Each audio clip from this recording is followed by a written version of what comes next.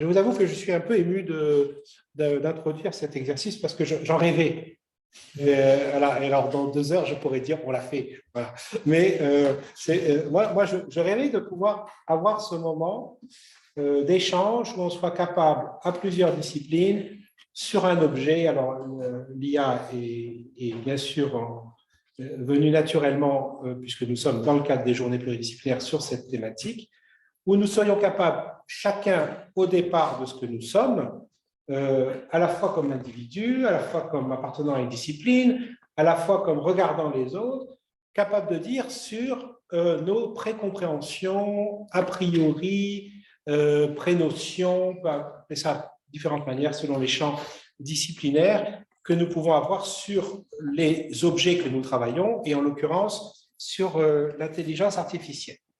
Je remercie grandement, je vais tous vous appeler par vos prénoms, Jean-Luc, Sophia, Ève et Jean-Sébastien, de s'être prêtés au jeu. Caroline, qui devait représenter la partie droit, notamment en raison de l'absence de Marina Teller, qui est retenue dans le nord de la France pour un colloque, et donc n'a pas pu participer à nos journées, avait accepté d'être discutante en raison d'un agenda chargé.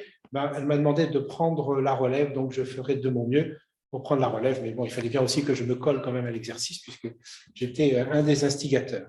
Je vous rappelle rapidement que le thème des a priori est un thème qui maintenant fédère un séminaire pluridisciplinaire depuis presque 3 ans, parce que la première séance a été organisée en février 2020. Il est copiloté, ce séminaire, par Gérald, Anthony, Gérald Gagliot, Anthony Husneau, Jean-Pierre Allégret en tandem avec Jackie et moi-même. Nous avons jusqu'à présent eu 4 séances sur un format purement interne, c'est-à-dire un peu comme aujourd'hui, où les 4 disciplines entrent en discussion sur des objets différents. J'avais fait une séance d'introduction et ensuite on a travaillé sur différents thèmes, l'entreprise, le travail et l'innovation. Et nous avons eu en juin dernier, dans le cadre d'un programme de recherche avancée IDEX, que je porte sur une thématique que j'ai appelée antécédent, qui tourne autour des a priori, nous avons organisé un workshop international pluridisciplinaire.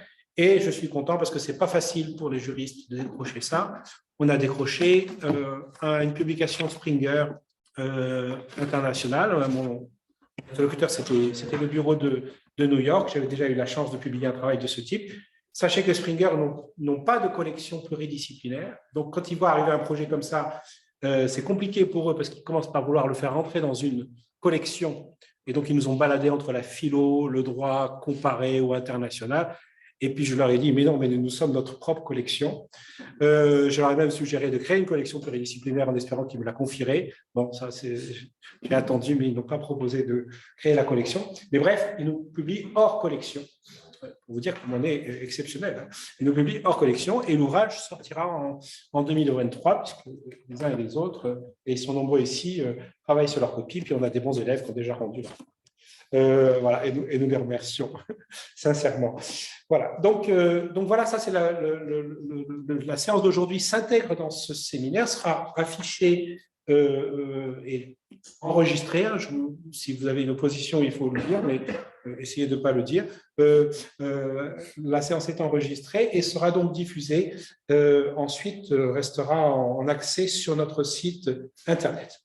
Alors pour aujourd'hui, le cahier des charges que j'ai imaginé, mais ils ont été dociles parce qu'aucun ne s'est rebellé. Alors, soit vous allez faire complètement autre chose, parce qu'il y a des gens, on leur dit de faire un truc, mais ils font autre chose, hein. Surtout les universitaires, on sait bien faire ça. Mais bon, je resterai poli, mais j'essaierai quand même de vous dire que vous n'êtes pas dans le truc, quoi. Bon, alors, on a imaginé une séance à trois temps, 3 tableaux. Nous allons prendre successivement la parole. Et vous l'avez dans le descriptif avec les abstrats reproduits pour la table ronde d'aujourd'hui. On a imaginé qu'on puisse répondre à la question « Quels sont nos a priori ou les a priori sur l'IA » avec 3 temps. Premier temps, on essaye de répondre à la première personne.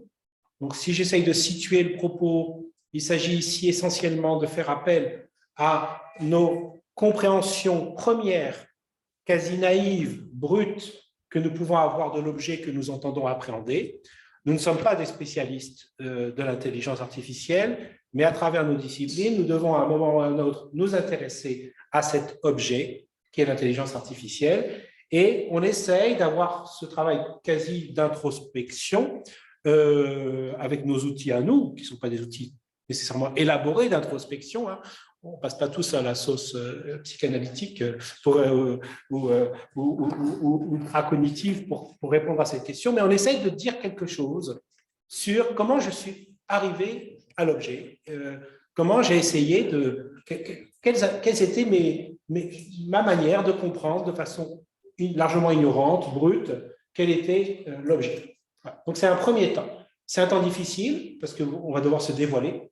Donc, voilà, on va avoir peut-être des révélations sur j'aime l'IA ou je déteste l'IA. Mais c'est le premier temps. Le deuxième temps, c'est une réponse qu'on essaye de formuler par le nous, c'est-à-dire par notre discipline. Non pas que nous soyons les porte-parole légitimes de nos disciplines, mais on essaie de restituer ce que l'on sait au terme d'un travail qui n'est pas nécessairement ultra approfondi, hein. On est dans une séance d'échange, ce que la sociologie, les sciences économiques, les sciences de gestion et le droit ont à dire sur l'IA. On verra comment vous avez procédé. Moi, par exemple, j'ai un peu dans l'urgence, hein, en remplacement de Caroline, j'ai essayé de trouver un exemple, une illustration pour répondre à ce. Et puis, il y a un troisième temps qui consiste à essayer de parler des autres, hein, c'est-à-dire de l'enfer. Hein, les autres, c'est l'enfer quand même. Et donc, de parler des autres, c'est-à-dire de la façon dont nous comprenons les a priori que les autres ont sur l'IA. Alors, évidemment, on ne peut pas parler de tout le monde. On peut parler d'une personne en particulier, donc ça peut être de l'ordre de l'anecdote, hein, un échange qu'on a eu avec quelqu'un d'une autre discipline qui, à titre strictement personnel, a développé tel type d'approche première de l'objet. Ça peut être aussi au départ de ce que nous comprenons, comprenons des autres disciplines et de ce qu'elles portent potentiellement sur l'IA. Ça, c'est le message de Samy qui est passé et qui montre que… Il y a des personnes en attente. Voilà, j'avais tout le monde. OK. Voilà, c'est bon, on a retrouvé nos troupes. Et plus encore. Par contre, pourquoi ça ne s'affiche pas? Affiché en haut à droite, non? Oui, c'est ça, merci, excusez-moi. Alors, pourtant, c'est intervenant, donc ça devrait être… En galerie, peut-être. Et non, en galerie, c'est ce qu'on a là. Ah, en galerie comme… Voilà. Bon. Vous nous entendez? Vous nous entendez? Oui, c'est parfait. Dans ce cafouillage, il y avait en réalité deux liens. Bon, voilà, ça y est, on a rétabli, on vous a retrouvé et c'est parfait. Donc, ce troisième temps peut être aussi au nom je le disais, d'une autre discipline, en tout cas de la représentation qu'on en a. Au final, l'objectif aujourd'hui, c'est d'essayer d'appliquer un questionnement qu'on pourrait appeler un questionnement méta, c'est-à-dire réflexif. Hein, on essaye de questionner la manière dont nous appréhendons nos objets et nous construisons au départ de nos objets en essayant de nous déporter à chaque fois, enfin, on part de soi, puis ensuite on se déporte. Et vous avez vu avec trois temps différents. Voilà. Je ne sais pas ce que ça va donner, mais je suis sûr que ça va bien se passer. Voilà. J'ai Jean-Luc à côté de moi. Jean-Luc étant un grand bavard, donc il sait que Jean-Luc sait que je vais lui couper la parole. Il le sait. Voilà. Je ne sais pas s'il est prêt à l'accepter. C'est pas sûr. Non. Il l'accepte. D'accord. Donc il s'en fout. Voilà. Clairement. Il va continuer à parler. À ce point, je rappelle que j'ai passé un concours d'allégation où je respectais strictement les… Ouais, mais t'as mal fini. Voilà, c'est ça le problème. On est tous pareils, tu sais. À un moment donné, on est parfait et puis on dévie. Quoi. Voilà, c'est ça l'histoire. Alors, on a décidé qu'on allait faire tourner un peu les disciplines en première prise de parole. Et pour le premier temps, donc, encore une fois, c'est pas facile. On essaye de parler à titre personnel de l'IA. C'est nos amis sociologues, gestionnaires, sciences de gestion, je ne sais pas comment vous voulez que je vous appelle. Donc, bref, c'est Sophia et Ève qui parlent. On vous écoute. Donc, bonjour à tous. Donc, pour ceux qui ne me connaissent pas, donc, je suis Sophia Gallière, je suis maîtresse de conférence. En sciences de gestion, et notamment, je suis plutôt en RH, gestion des ressources humaines, et à la croisée des théories des organisations. Donc, je m'intéresse notamment au management du travail humain. Et donc, j'ai plutôt été docile par rapport au cahier des charges. J'ai fait une introspection sur mon terrain et ce qui m'a amené à m'intéresser à l'IA. Donc, pour moi, c'était vraiment effectivement le travail. Et notamment lié à mon sujet de thèse, qui n'est pas si ancien, hein, que j'ai commencé en 2017, sur le travail dans les plateformes numériques. Et si je dois résumer un petit peu ma préconception sur l'IA, de manière un peu choc, c'est de dire que pour moi, en tout cas, l'IA était capable d'éradiquer les incertitudes qui sont liées au travail humain. Donc, c'est vrai qu'en rentrant sur le terrain des plateformes, quand on parlait de l'intelligence artificielle, c'était le début des affaires juridiques sur la requalification en salariat, sur l'idée que l'algorithme puisse être un patron algorithmique, hein, donc avec les affaires judiciaires, et puis également ce qu'on pouvait lire dans la presse ou également dans des émissions de télévision notamment. Et c'est vrai que cette idée que l'IA était capable d'éradiquer les incertitudes du travail humain, ça me paraissait renvoyer à un renouveau d'un fantasme du management scientifique, en fait, qui est que finalement l'algorithme, ça remet au goût du jour l'idée néo-taylorienne qu'en connaissant via des méthodes scientifiques, notamment l'algorithme avec le prélèvement automatique des big data via l'utilisation des smartphones, notamment dans les plateformes, que ce prélèvement automatique des big data permettrait de contrôler les gestes et les temps de travail, et donc on allait parvenir à contrôler entièrement finalement le travail humain. Et en tout cas, l'émergence de l'IA, ça me renvoyait également à des lectures que j'avais pu avoir en sociologie sur un management désincarné. Donc, je fais référence à Marianne Dujardin ici.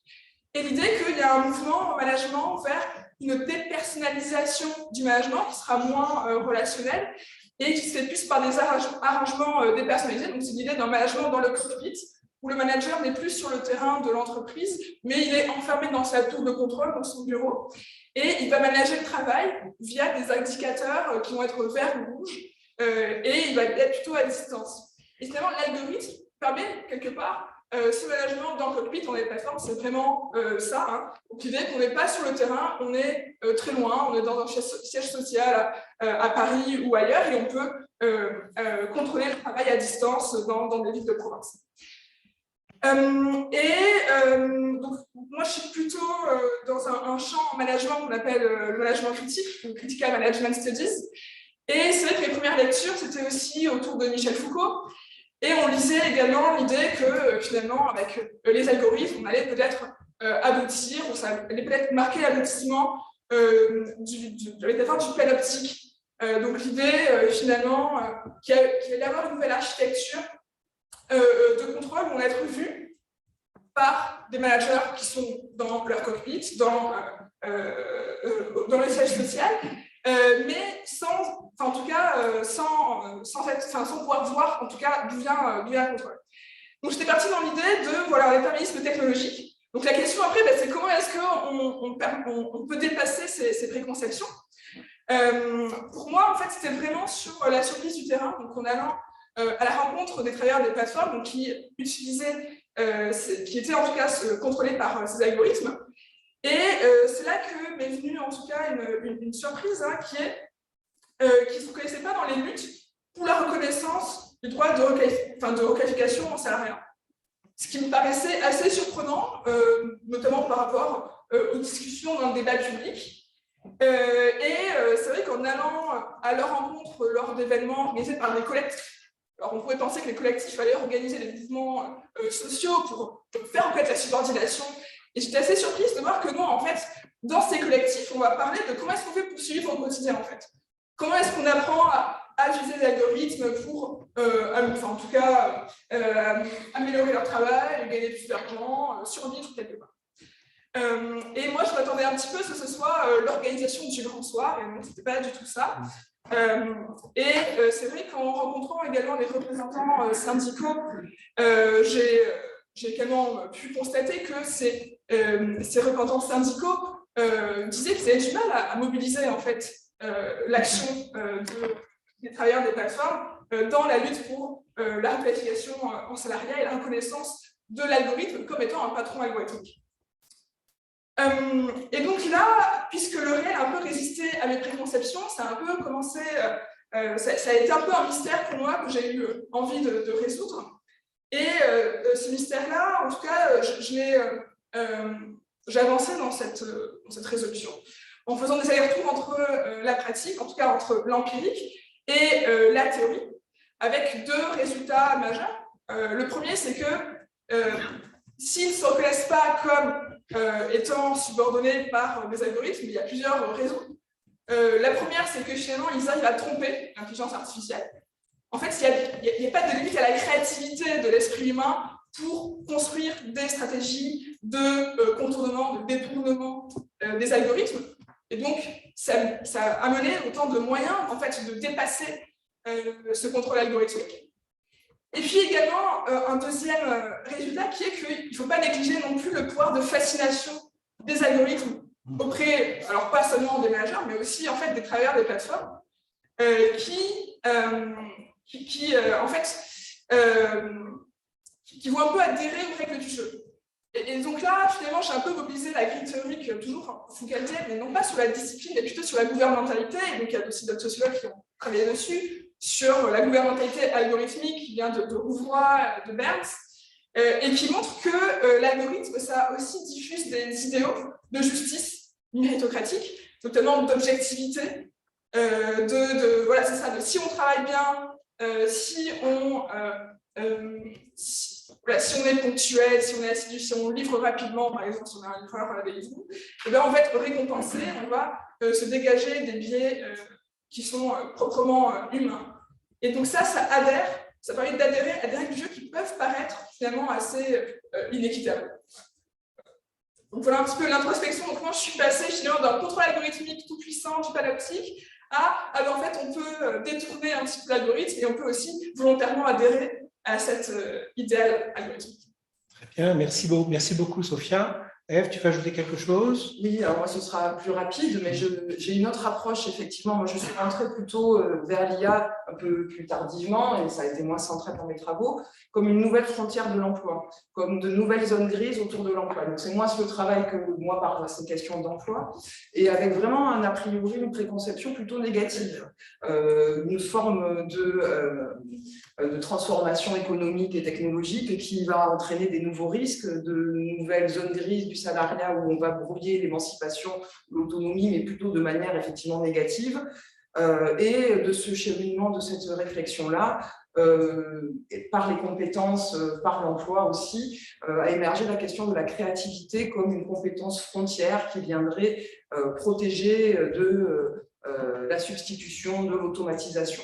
Donc c'est vraiment ce chemin, les menaces sur l'emploi, quel type de compétences sont recherchées désormais, la créativité serait-elle une nouvelle compétence frontière qui ferait la différence entre les digital labor et les digital nomades, entre les salariés ubérisés, parce que c'est vrai que dans votre champ, on l'aborde beaucoup par ces phénomènes d'ubérisation, mais de plateformisation négative, et donc ce questionnement sur la créativité. Il y a un angle aveugle, moi, dont j'ai bien pris conscience, et j'y reviendrai peut-être un petit peu aussi sur le il, mais en m'incluant aussi là-dedans, c'est la durabilité, la soutenabilité de l'IA. Et effectivement, moi, je l'ai vraiment abordé comme, à partir d'une littérature grise et académique, comme une révolution technologique, économique qui allait changer l'emploi. Mais cette question-là, les problématiques d'énergie, les problématiques de métaux rares et de durabilité, finalement, est-ce qu'on va vraiment avoir la possibilité de dérouler ces prospectives positives et négatives. Voilà, ça c'est vraiment quelque chose dans le petit travail d'introspection que je voulais mettre en avant. Je suis partie avec cet angle aveugle et aujourd'hui ça me semble dommage d'avoir avancé comme ça. Très bien, merci. Alors, les premiers parlent les derniers parlent les premiers. Hein. Donc, puisque c'est Jean-Luc qui ouvrira la table ronde, le sujet 2, Je vais laisser la parole tout de suite à Jean-Sébastien pour la sociologie. Ok, d'accord. Alors, enfin, pour la sociologie, c'est le jeu, je crois. Ah, C'est pour ça, le- commencer, pour ouais. toi, pour Ok, toi. alors pour moi. Quand je dis la sociologie, voilà, bien sûr. Ok, d'accord. Alors pour moi, ben déjà, je pense que ça, on a quand même tous eu. Hein, c'est-à-dire que la première préconception que j'ai eue par rapport à l'IA, la connaissance naïve que je me suis faite, même si à l'époque, je me souviens que je n'en avais pas tellement conscience, c'était quand on était enfant, quoi. Parce qu'on a tous lu des livres de science-fiction qui parlaient de ça. On a tous lu, j'imagine, 2001, l'Odyssée de l'espace. Ah, pardon.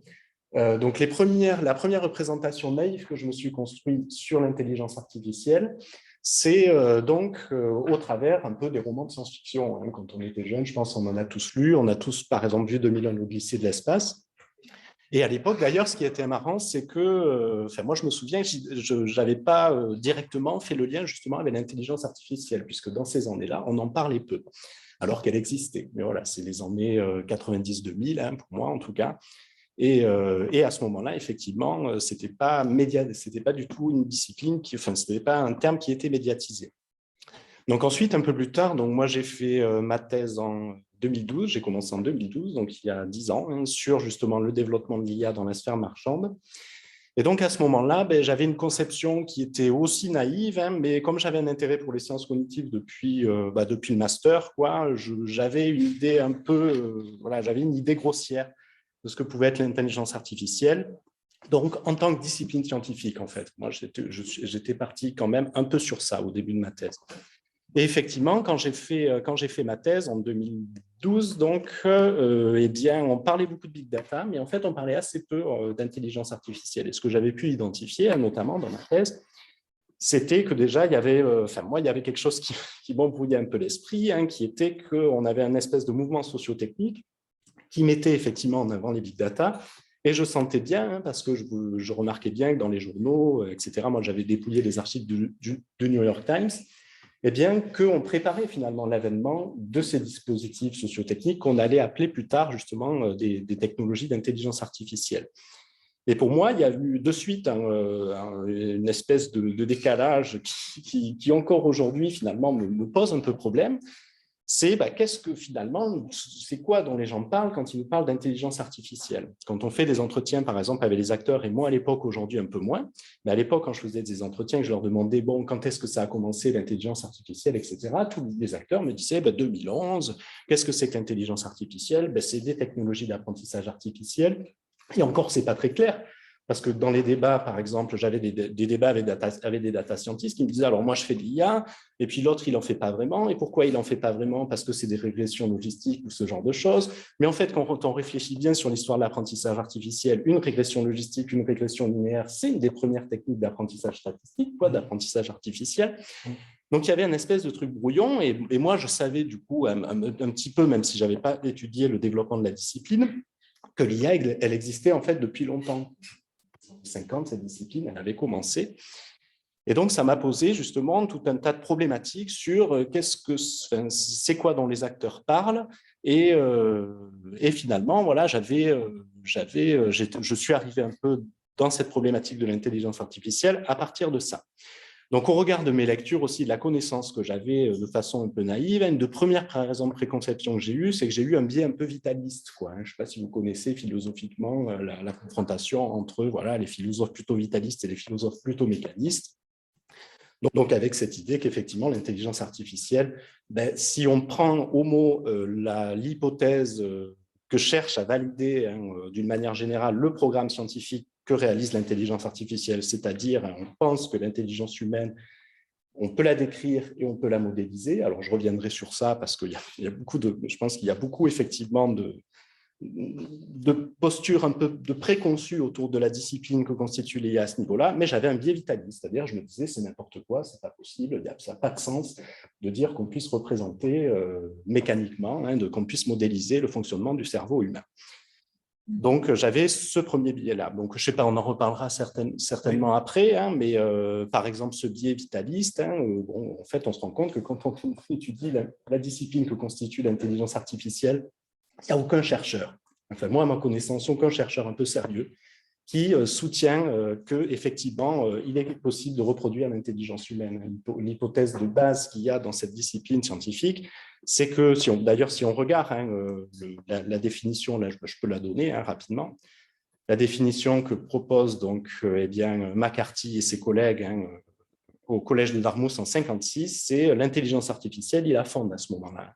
Ils nous disent qu'elle doit se fonder sur l'hypothèse que chaque aspect de l'apprentissage ou toute autre caractéristique de l'intelligence, on voit bien qu'il y a l'intelligence humaine ou animale derrière ça, peut en principe être décrite, voilà, donc c'est décrite, avec une telle précision qu'une machine peut être fabriquée pour le simuler.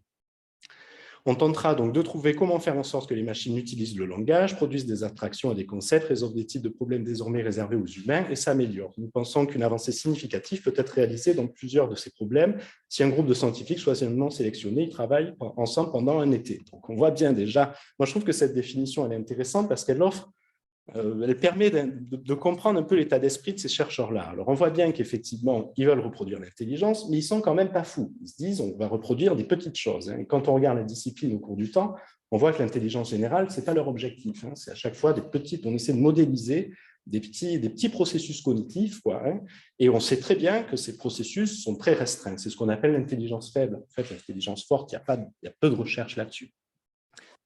Et on voit par contre qu'effectivement, ils sont vachement optimistes, puisqu'ils pensent qu'en un été, ils vont résoudre le problème, alors qu'aujourd'hui, ça fait près de 50 ans que cette discipline elle existe, voire même un peu plus, et bon, ils n'ont pas beaucoup avancé. Alors, ils ont fait des avancées, ils arrivent à modéliser effectivement des petits processus qui, moi, me semblent quand même intéressantes, mais la compréhension du fonctionnement de l'esprit humain, ils n'ont pas trouvé, et la modélisation, ils n'ont pas trouvé non plus.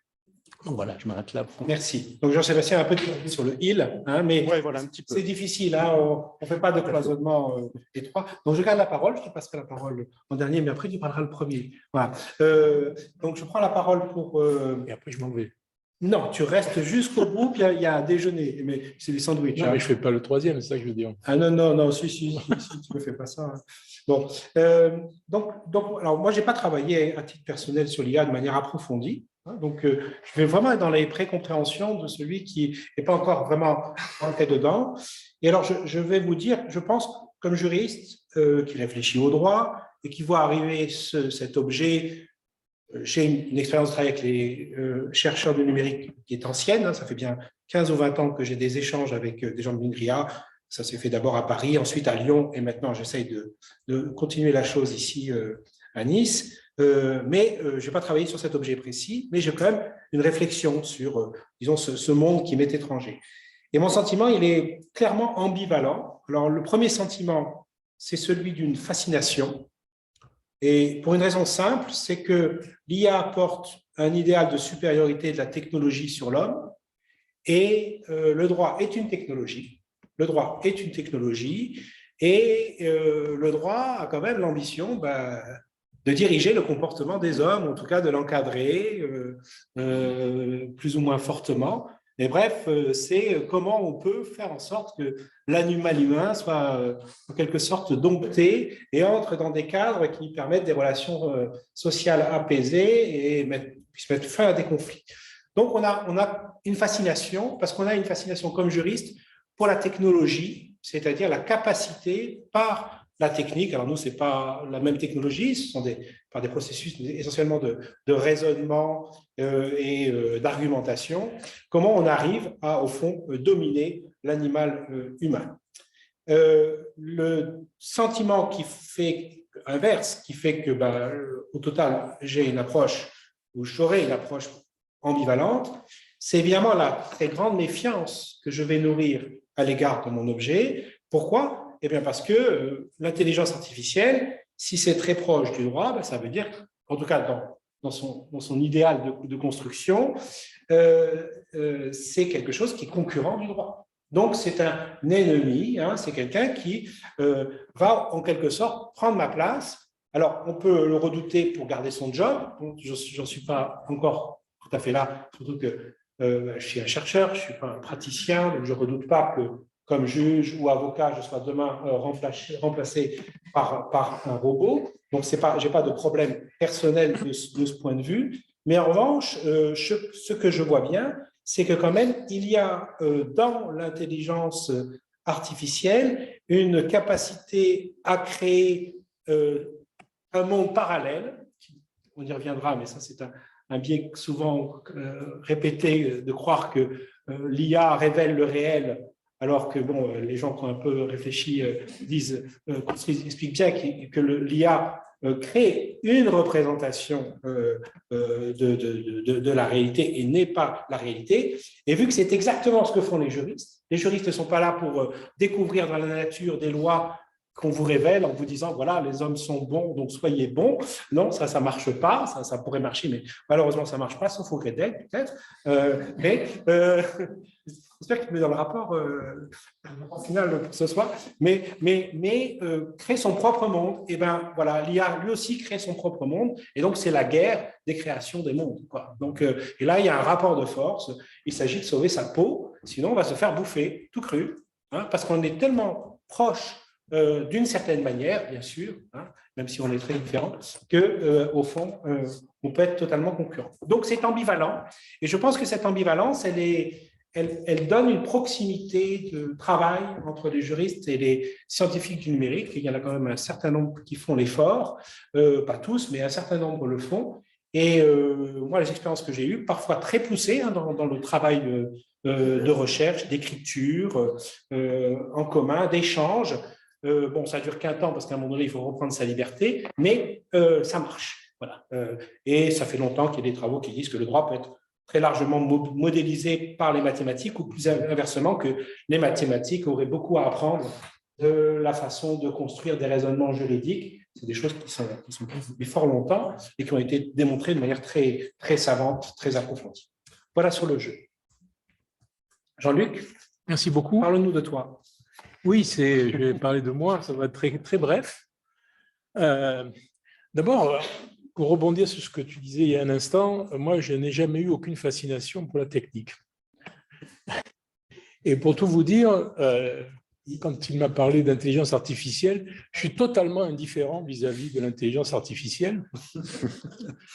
Jusqu'à un moment très récent, qui date en fait du mois de juillet, qui n'est pas lié à toi, c'est que l'aîné de mes petits-enfants est en master d'intelligence artificielle.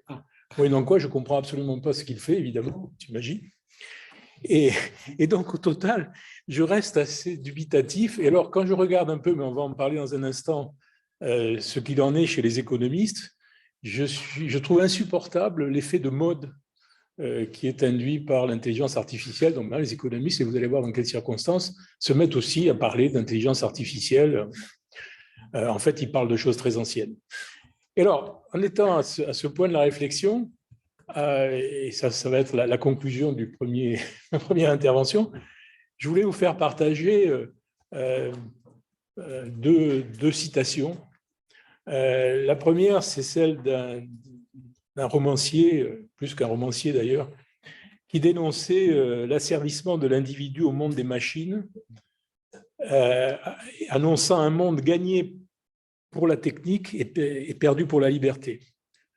Ce romancier a écrit en 1947 un livre qui s'appelle « La France contre les robots ».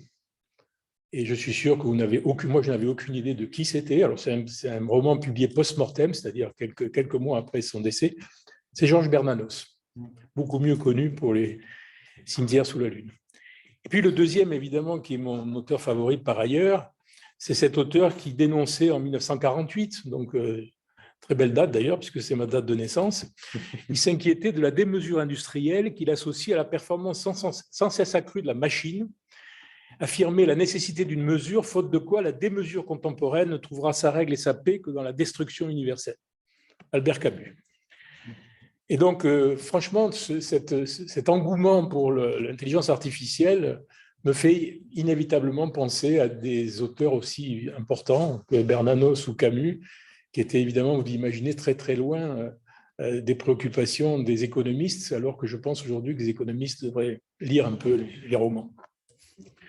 Alors, Justement, j'en viens au deuxième à nous. Non, on va d'abord installer un échange. Ah, pardon. Moi, je n'ai pas fait comme il fallait. Voilà. Quand on aura fait le premier tableau, on passera au nous. Et là, Ok. je aurai la parole en premier. OK. Donc, on laisse la discussion avec la salle sur ce premier temps. Comment vous voulez réagir. À chaque fois, c'est quand même pas mal de préciser qui vous êtes, puisqu'on est dans le jeu. Donc, c'est en tant que jeu que vous réagissez. Essayez de réagir en tant que jeu et non pas en tant que discipline ou ce que font les autres, quoi. Voilà. Et tu veux qu'on réagisse sur ce que vous avez dit? Oui, bien sûr. Mais en essayant de rester dans comment on saisit cet objet par ses précompréhensions, ses approches naïves, premières, brutes de décoffrage. Oui. Bonjour. Ah, voilà, c'est Godefroy, je ne connaissais pas.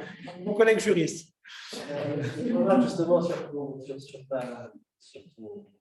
analyse, sur la guerre de création des mondes, à mon sens, c'est effectivement une guerre de création des mondes entre à la fois les juristes et l'IA, mais également au sein des juristes. C'est une idée de la façon dont on se représente l'IA au sein même des juristes. Je vais prendre simplement un exemple. L'exemple de la justice politique. Donc, l'introduction des systèmes d'intelligence artificielle, effectivement, dans les tribunaux, pour savoir si le jugement qui a été donné hier pourra être prédit sur le jugement qui sera donné demain. Finalement, il y a une guerre qui se crée, puisqu'il y a ceux qui prennent précisément la justice politique, il y a ceux, au contraire, qui considèrent qu'elle n'est pas nouvelle. On avait Lovinger, dans les années 40, qui disait déjà que finalement, l'application d'une méthode mathématique au droit, cette phrase formidable, disait les conclusions de la jurisprudence peuvent être débattues, les conclusions de la géométrie peuvent être vérifiées. Effectivement, le problème de la jurisprudence qui est perpétuellement débattue, c'est qu'elle crée des problèmes qui reviennent toujours, c'est-à-dire sécurité juridique, prévisibilité du droit, fonction de la responsabilité civile. Donc, on a déjà finalement cette guerre de représentation au sein même des juristes, sans avoir une guerre qui existerait entre d'un côté les partisans de l'IA et de l'autre les juristes. Et ça me semble, à mon sens, très intéressant de souligner que finalement cette guerre elle existe depuis presque 60 ans. Déjà, ce qu'on appelait la jurimétrie, ou plus largement aux États-Unis, c'est reconnu, mais même Holmes, il y avait ce qu'on appelle. Holmes, c'est un juge constitutionnel à la Cour suprême des États-Unis. Des épistémologiques qui a dit que lorsqu'on lui demandait à Holmes qu'est-ce que le droit, il disait toujours le droit, c'est ce qui me permet de savoir exactement ce qui sera jugé demain dans l'encontre. Et donc, finalement, il avait déjà cette analyse prédictive qu'on applique aujourd'hui avec un big data, c'est-à-dire on va analyser un million de jurisprudences et demain, on sera capable de déterminer quelle juridiction, quel juge devra tel concept. Et je conclurai finalement sur ce point. C'est même une guerre des juges en quelque sorte, parce qu'en Europe, on a la vision du juge qui finalement se cache, ça peut paraître sévère, mais se dissimule derrière le principe de collégialité. C'est-à-dire qu'on ne va pas vouloir qu'il assume précisément sa décision. On voit à travers aujourd'hui tous les débats où on vient considérer que finalement, il faut comment dire, dans l'analyse des données, il faut éviter toute réidentification du juge. Aux États-Unis, lorsque je lis les auteurs américains, c'est tout l'inverse, c'est-à-dire que les juges sont des romanciers. Ils sont très heureux, finalement, que leur décision et que leur arrêt soient non seulement écrits, mais respectés. Ils se montrent, ils veulent être identifiés comme étant les auteurs même de leurs arrêts. Et là encore, on a à la fois une guerre entre juristes, mais aussi une guerre entre juges, entre à la fois les juges anglo-saxons qui furent romanciers de ma propre décision, et plutôt les juges européens qui auraient tendance à dire je ne veux surtout pas être identifié, je veux être anonymisé, je veux être pseudonymisé, je ne veux pas. Donc, il y a, à mon sens, à au moins ce grand mérite. Si on évite de parler de ses conséquences et de la transformation juridique qu'elle implique pour les juges et les avocats, c'est que finalement, elle remet en cause même notre fonction de juriste. Qu'est-ce qu'un juriste pour moi et ce que je veux C'est ce qu'on appelle un véritable objet, parce que voilà, il nous permet de reconsidérer, de réapprendre la raison d'être de nos constructions, ses ressorts, pourquoi on fait les choses d'une certaine manière. Et il y a bien un point de départ à tout ça. Et questionner sa première approche, je pense que c'est déterminant. Parce que la première approche des autres, la première approche d'une discipline, ça peut conduire toute la suite ensuite dans l'approche de l'objet. Quelqu'un d'autre veut réagir? On a encore un petit peu de temps sur cette… Oui, Agnès? C'est bien que je commence à me connaître, moi. Parce que moi, je croyais au début que tout le monde s'appelait Jackie.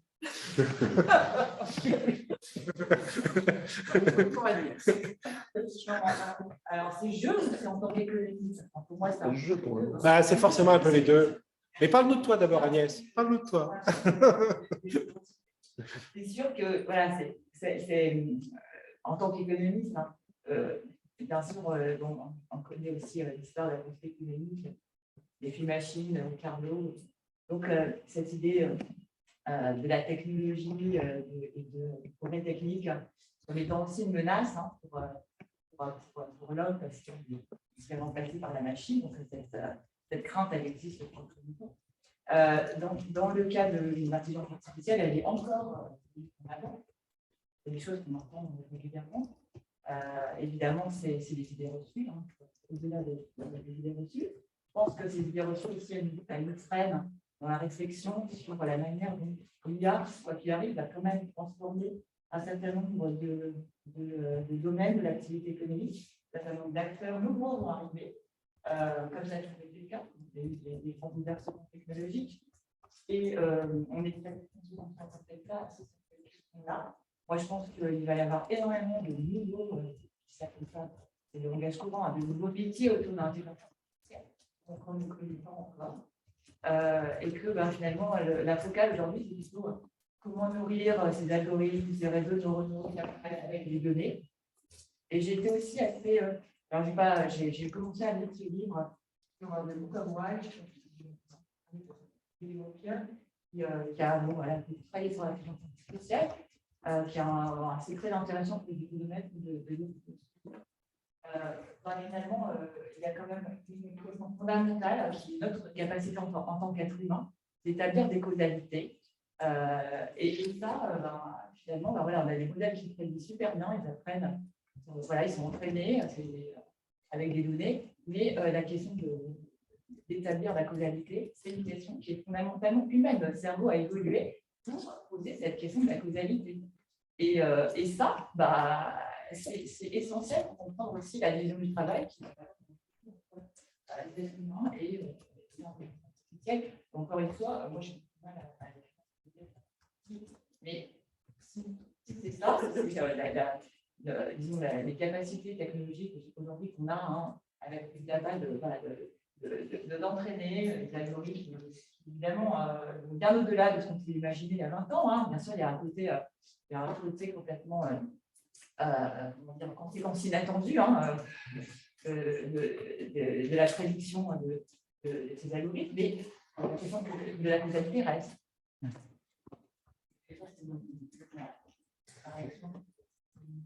Merci. Merci Agnès. Alors je vous propose, oui, Adèle. Une petite intervention. Moi, je me suis intéressé à ça depuis à peu près 2004. J'ai fait un cours sur les compétences numériques et en fait le futur du marché du travail. Ça m'intéressait.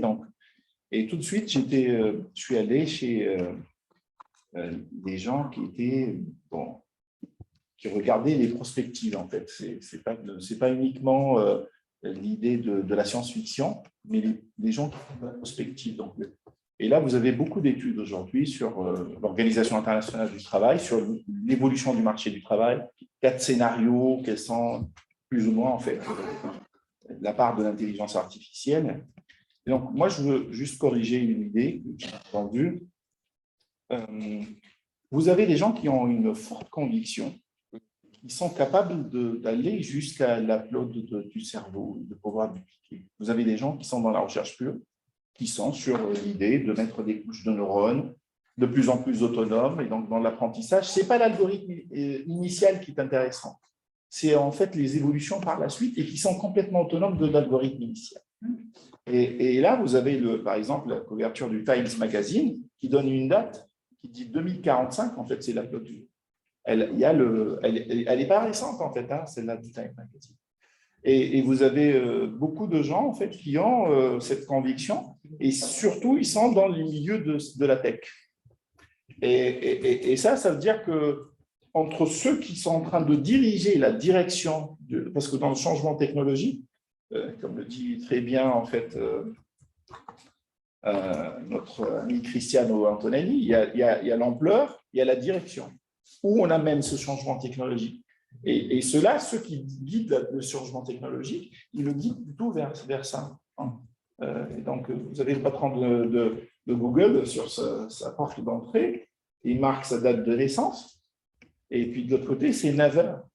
Et 9 heures, c'est-à-dire qu'en fait, il a envie d'aller vers l'immortalité, et que cette immortalité, elle pourrait venir de cette... Donc, eux, ils guident ces changements et ils mettent beaucoup d'argent d'investissement là-dessus. Et donc, je pense qu'il faudrait... Nous, on l'étudie telle qu'elle est diffusée actuellement, mais il faut voir aussi ceux qui sont en train de... Voilà. Bon, je ne dirais pas que c'est de la bêtise artificielle, mais, mais je le pense. Alors, non, mais ça, elle existe depuis toujours. La quête d'immortalité, ça, voilà. Mais on a fait quand même des grandes choses aussi avec, mais pas que. Bien, je propose de clore ce premier tableau. Donc, ouf, ça y est, vous avez fini de faire de l'introspection personnelle. Bon, là, on rentre. Voilà, oui, mais bon, on n'a pas l'équipement. Hein, que fait le labo, hein? Que fait la direction du labo? Voilà. Le deuxième temps, c'est plus confortable parce qu'on va retrouver nos champs disciplinaires. On va pouvoir se cacher derrière la discipline, si j'ose dire. Donc, le nous. Donc, à chaque fois, je change l'ordre de présentation pour ne donner aucun avantage concurrentiel à aucune discipline.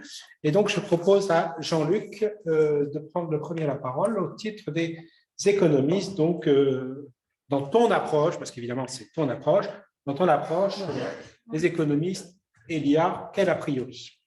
Donc, merci beaucoup. Je pense que je devrais être un peu plus à l'aise sur ce terrain-là. Et en fait, ce que je vais vous proposer, c'est de faire un peu de théorie économique, au fond de théorie économique standard. En fait, quand on se voit du point de vue de l'économiste, les questions qui se posent sont toujours les mêmes quand on parle de progrès technique.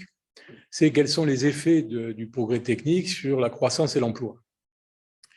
Et cette préoccupation, elle est aussi ancienne que la révolution industrielle.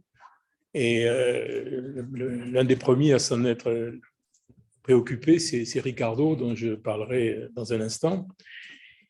Et le problème, c'est qu'aujourd'hui, effectivement, on est bien obligé de constater que l'irruption de nouvelles technologies, je ne dirais pas simplement l'intelligence artificielle, mais l'ensemble des technologies de l'information, de la communication, en fait, plus largement encore, la transition dite digitale et la transition écologique sont en train de détruire toute une série d'emplois.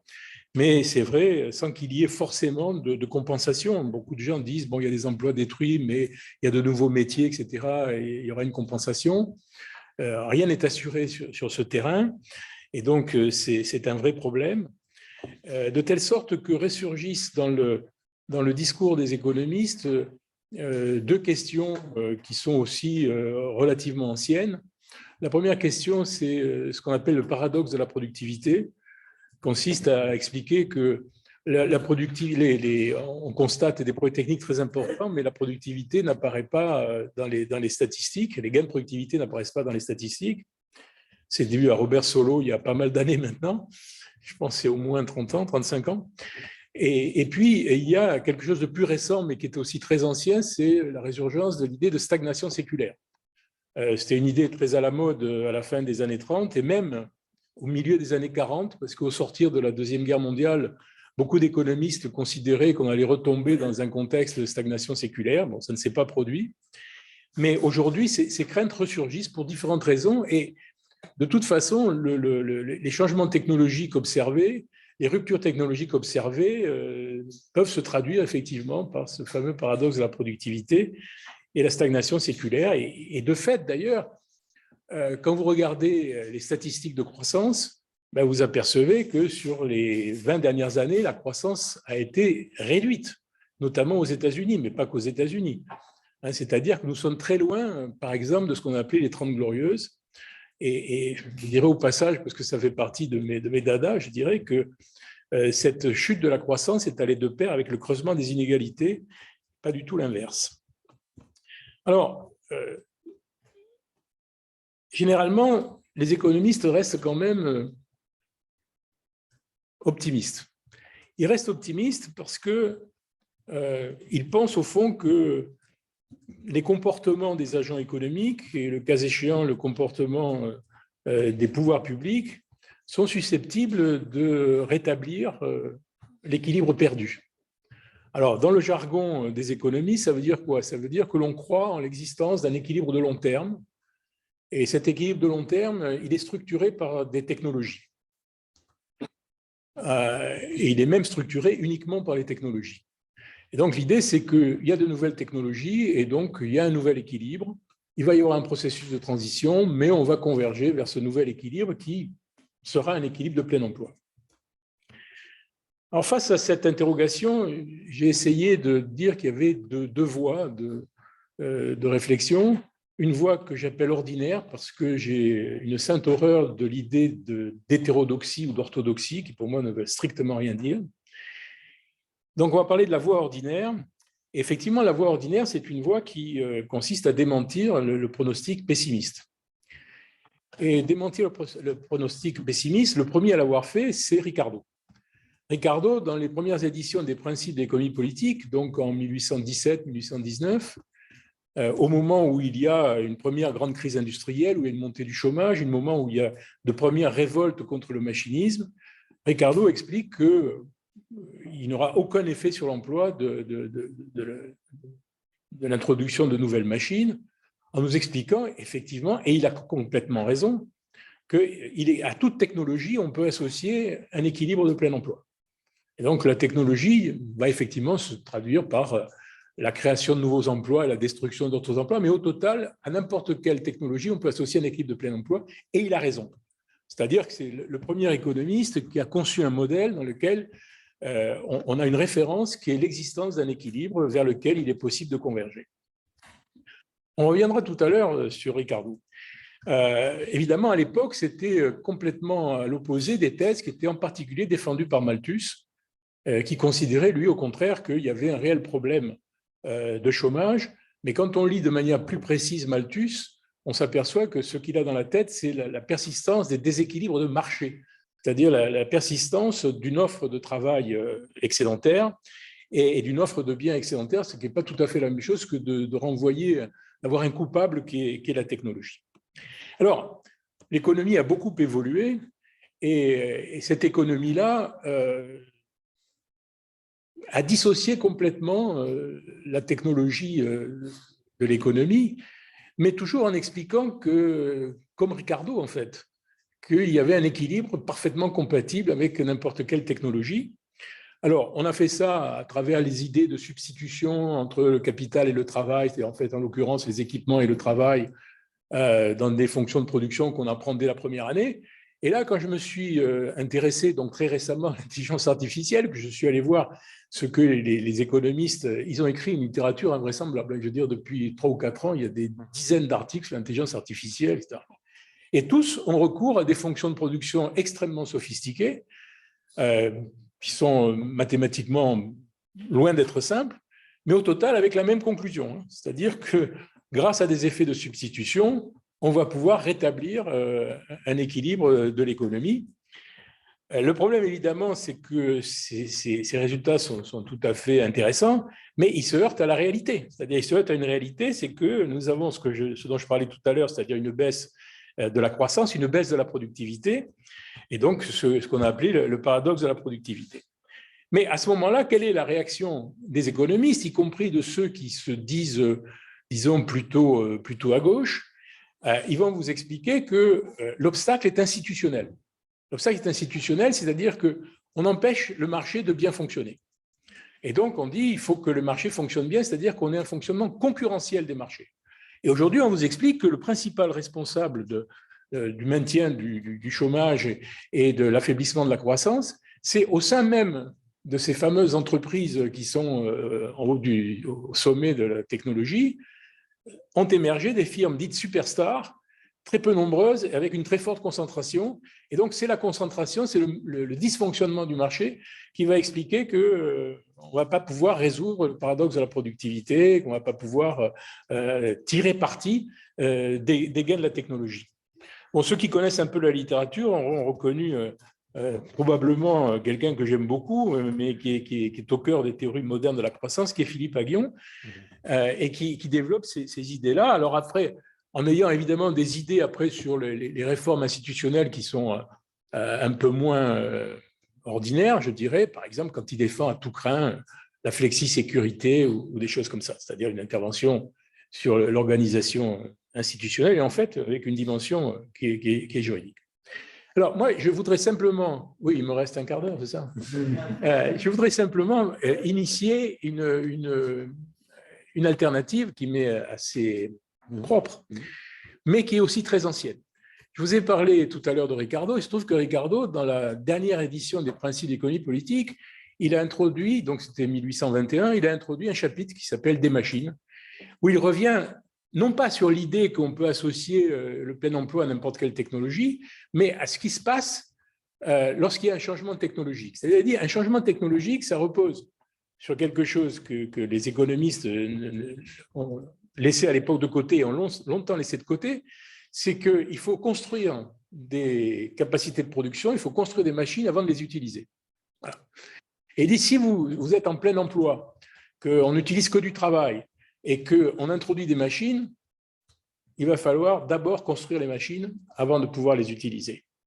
Et donc, ce qu'il montre dès 1821, et qui ensuite va être très documenté et démontré de manière beaucoup plus solide que chez lui, c'est que pendant une période transitoire, il va y avoir formation de chômage et baisse de la productivité.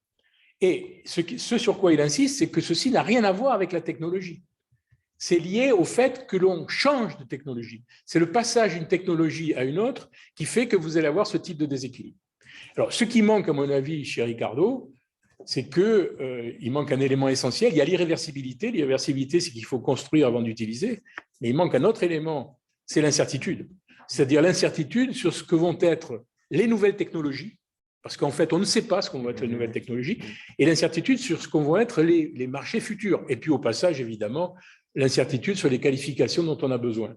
Et donc, en fait, le changement les ruptures technologiques vont modifier complètement la configuration de l'économie qui va être hors de l'équilibre.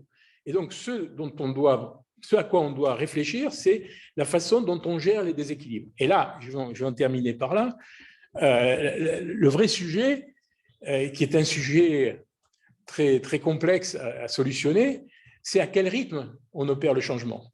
Et quand vous êtes confronté à des déséquilibres importants qui peuvent devenir cumulatifs, eh bien, il y a un élément qui intervient, c'est qu'il faut une forme de lenteur de l'ajustement, une forme d'inertie. Et ça, c'est quelque chose que nous a expliqué Schumpeter il y a très longtemps. Et donc, c'est face à ces enjeux-là, qui sont des enjeux de politique économique, qui sont des enjeux de comportement d'entreprise, de gouvernance d'entreprise, qu'on peut voir la chose. Je terminerai simplement avec une chose, c'est que, en fait, dans cette vision des choses, dans la vision ordinaire, la technologie est première et l'économie s'adapte à la technologie. Dans cette vision-là, la technologie, c'est le résultat, et c'est un résultat que l'on ne connaît pas, qu'on ne peut pas connaître a priori. Et ce qui a été dit tout à l'heure là sur ce que tu as appelé la bêtise artificielle, c'est qu'en fait, suivant les gens qui vont être à la tête des choix technologiques, la nature même de la technologie qui va être produite sera différente. Et donc, en particulier aujourd'hui, moi, je suis très sensible au fait que la montée des inégalités, le dualisme persistant sur le marché du travail va orienter dans une certaine direction les choix technologiques. Merci beaucoup. On a tous été tes élèves. Même ceux qui ne l'ont jamais été, mais il y en a qui l'ont été.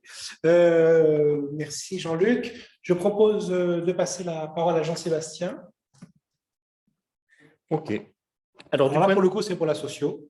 D'accord, oui. Alors, du point de vue de la discipline, en fait, ce n'est pas évident de faire un état de l'art un peu de ce que la sociologie a dit sur l'IA. Alors, on n'est pas obligé d'être exhaustif. Hein. Oui, mais je ne veux pas être exhaustif. Moi, je ne serai pas. Je ne veux pas l'être du tout. Ce n'est pas évident parce que c'est pareil, c'est un lien à ce que je disais. Quand j'ai commencé en 2012 ma thèse, les premiers articles que j'ai publiés, si vous regardez d'ailleurs sur les articles que j'ai publiés, je n'utilise jamais intelligence artificielle. Je dis machine intelligente, des choses comme ça. Ça passait jamais. On me disait, mais qu'est-ce que c'est que ce terme? Tu reprends les catégories des acteurs, etc. Comme si en l'utilisant, je croyais effectivement qu'il y avait une intelligence artificielle qui pouvait grandir à l'intérieur des machines, etc. Alors, ce n'était pas du tout ça. Je reprenais le terme d'une discipline scientifique, encore une fois, que moi j'avais étudié un peu sur le plan socio-historique. Et c'était ça que j'avais en ligne de mire. Alors, c'est vrai qu'à un moment donné, je me suis dit, il faut parler, par exemple, non pas de technologie d'intelligence artificielle, mais de programmes informatiques issus de l'intelligence artificielle en tant que discipline scientifique, parce que ça me semblait plus propre. Maintenant, j'utilise ça, mais maintenant, en fait, c'est l'inverse. Le truc s'est retourné. Tous mes collègues utilisent l'intelligence artificielle et ça passe très bien. Donc, alors, c'est pas évident, parce que du coup, aujourd'hui, on a beaucoup d'articles.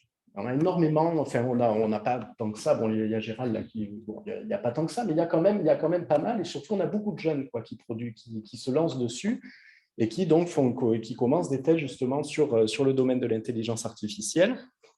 Et on a quand même, quand on regarde la littérature, on a quand même effectivement quelques chercheurs anciens, comme en sociologie, on a Michel Freidet, que moi j'aime beaucoup, et qui a travaillé justement sur les systèmes experts. C'est un des plus classiques sociologues du travail, qui a travaillé sur ça, mais il y en a assez peu. Alors, le problème qu'on a, quand on se dit, tiens, on va faire un état de l'art un peu, on va regarder un peu quelle est la production des sociologues sur l'IA, c'est qu'en fait, c'est très compliqué. Soit elle est énorme, parce qu'en gros, on a beaucoup de sociologues du numérique qui ont travaillé sur le développement de l'informatique, etc. Donc, on en a beaucoup. Soit on n'a pas grand-chose, on a quelques chercheurs un peu nouveaux qui travaillent sur l'IA aujourd'hui. Mais en fait, les anciens chercheurs qui ont travaillé sur le numérique avant, moi, je suis allé un petit peu regarder, il y a des éléments qui montrent qu'ils ont quelque part travaillé un peu sur les technologies d'intelligence artificielle. Les premiers chercheurs en sociaux qui ont travaillé justement sur l'effet des systèmes de recommandation ou la conception des systèmes de recommandation dans les environnements numériques marchands, quelque part, on peut considérer que c'est de l'IA. Les algorithmes n'étaient pas les mêmes, mais c'est pareil, c'est des gens qui sont allés puiser dans la science intelligence artificielle des programmes informatiques qu'ils ont mobilisés et qu'ils ont appropriés à leur activité économique.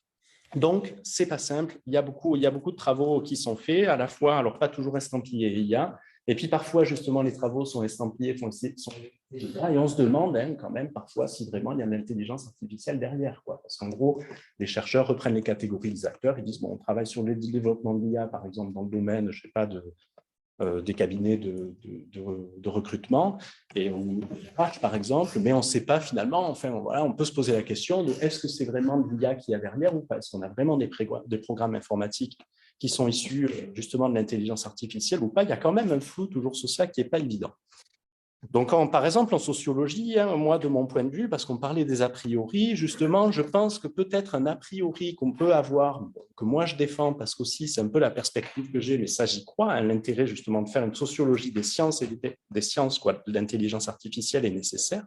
Par exemple, on a Harry Collins. Alors, Harry Collins, c'est un sociologue, si vous regardez sur Internet, c'est un sociologue des sciences et des techniques, très reconnu, très compétent, il n'y a aucun problème, et je pense que ses travaux sont vachement intéressants. Moi, je les trouve, à titre personnel, en tout cas, extrêmement intéressants.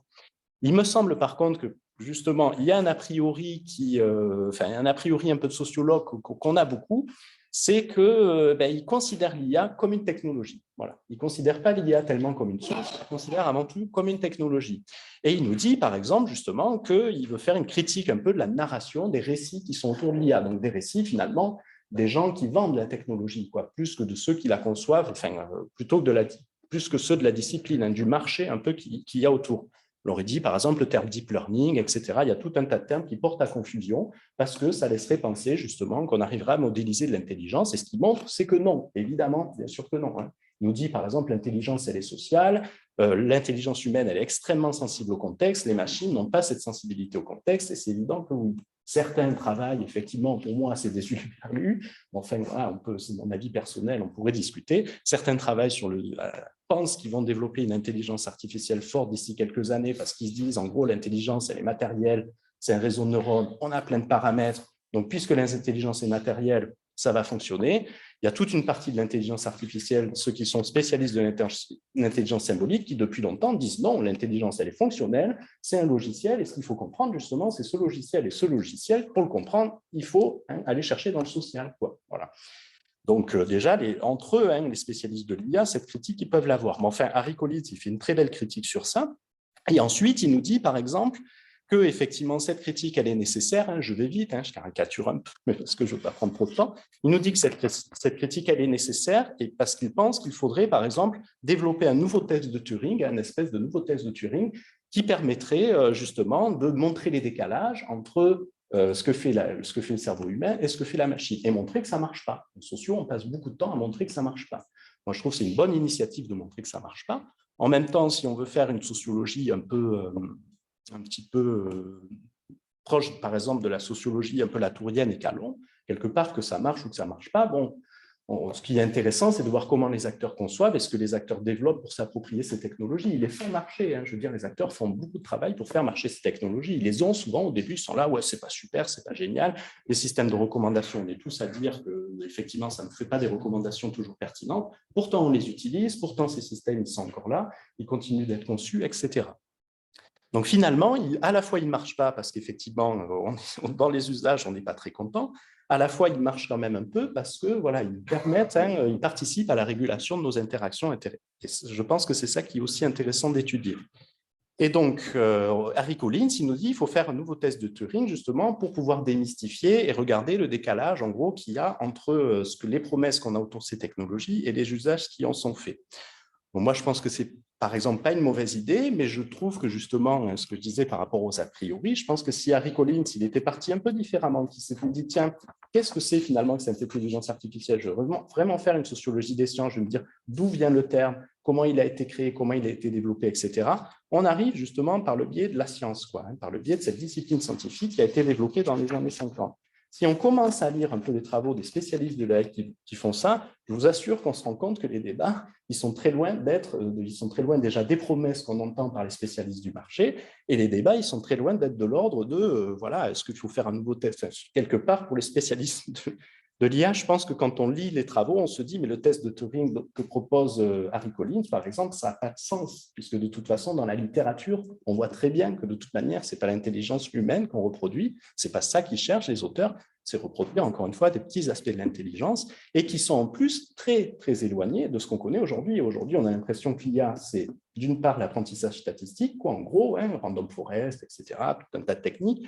Aujourd'hui, en plus, ça s'est réduit, c'est deep learning, Et deep learning, en fait, c'est une toute petite partie des modélisations qui sont proposées dans la littérature immense que constituent justement les articles produits par les spécialistes de l'IA. Donc, voilà tout ce qu'on pourrait dire autour de… Mais ceci dit, ça ne veut pas, encore une fois, j'insiste sur le fait que les travaux d'Harry Collins sont intéressants et je vous invite tous à les lire. C'est simplement que je pense qu'il faut, à un moment donné, peut-être aussi passer par d'autres chemins et insister à chaque fois que sur l'aspect technique, je crois que ça nous perd un peu parce qu'on ne sait pas trop de quoi on parle au final, je trouve. Alors que si on passe par l'aspect un peu discipline, qu'est-ce qui a été produit et comment justement ça interagit avec la société, comment les acteurs sociaux viennent puiser un certain nombre de choses et puis pas d'autres, c'est peut-être plus intéressant d'essayer d'étudier les rapports entre sciences et société. Ça peut amener du moins à ça. Merci Jean-Sébastien. Je pense à des choses qui font écho aux travaux des juristes avec d'autres formulations, mais c'est vrai que dans l'approche a priori d'une discipline, d'un objet, il y a la question de savoir si a priori il a un objet disciplinaire ou non. Et voilà, c'est la discussion que tu as amenée et ça me paraît très, très pertinent. Mesdames. Donc pour les sciences de gestion. Alors moi, je vais essayer de faire très rapidement une distinction entre les sciences de gestion, les théories d'organisation et la GRH, parce que je pense qu'effectivement, il y a des préconceptions, ou en tout cas des approches ou des thématiques un petit peu différentes. Donc, au niveau des sciences de gestion, on a vraiment cette idée de la plateforme ou de l'IA comme nouvel outil de gestion. Et cette réflexion, avec, comme je l'ai dit tout à l'heure, quand même aussi des enjeux que Sophie a bien décrits sur les questions aussi de management algorithmique, d'ubérisation et de nouvelles formes de contraintes sur la gestion ou aussi de vision un petit peu panoptique qui revient dans ces nouveaux outils de gestion. C'est vrai qu'on voit aussi le duo entre le manager et l'outil de gestion, mais ça, c'est plutôt sur les deuxièmes aspects. Donc, si on prend les approches du management qui reviennent avec aussi, qui se recoupent avec les théories des organisations, on va s'interroger sur les nouvelles formes d'organisation du travail et les figures, finalement, les catégories qui vont être derrière ça. Donc, on va avoir le travailleur augmenté, le travailleur ubérisé, le travailleur remplacé, le travailleur menacé, régularisé. Donc, il y a un certain nombre de typologies autour de ça. Et on voit émerger la figure du manager hybride, du manager augmenté, qui va effectivement interagir avec un certain nombre d'algorithmes dans son mode de management et avoir des capacités de contrôle du travail, des capacités d'organisation du travail, des capacités de communication notamment, qui sont renouvelées.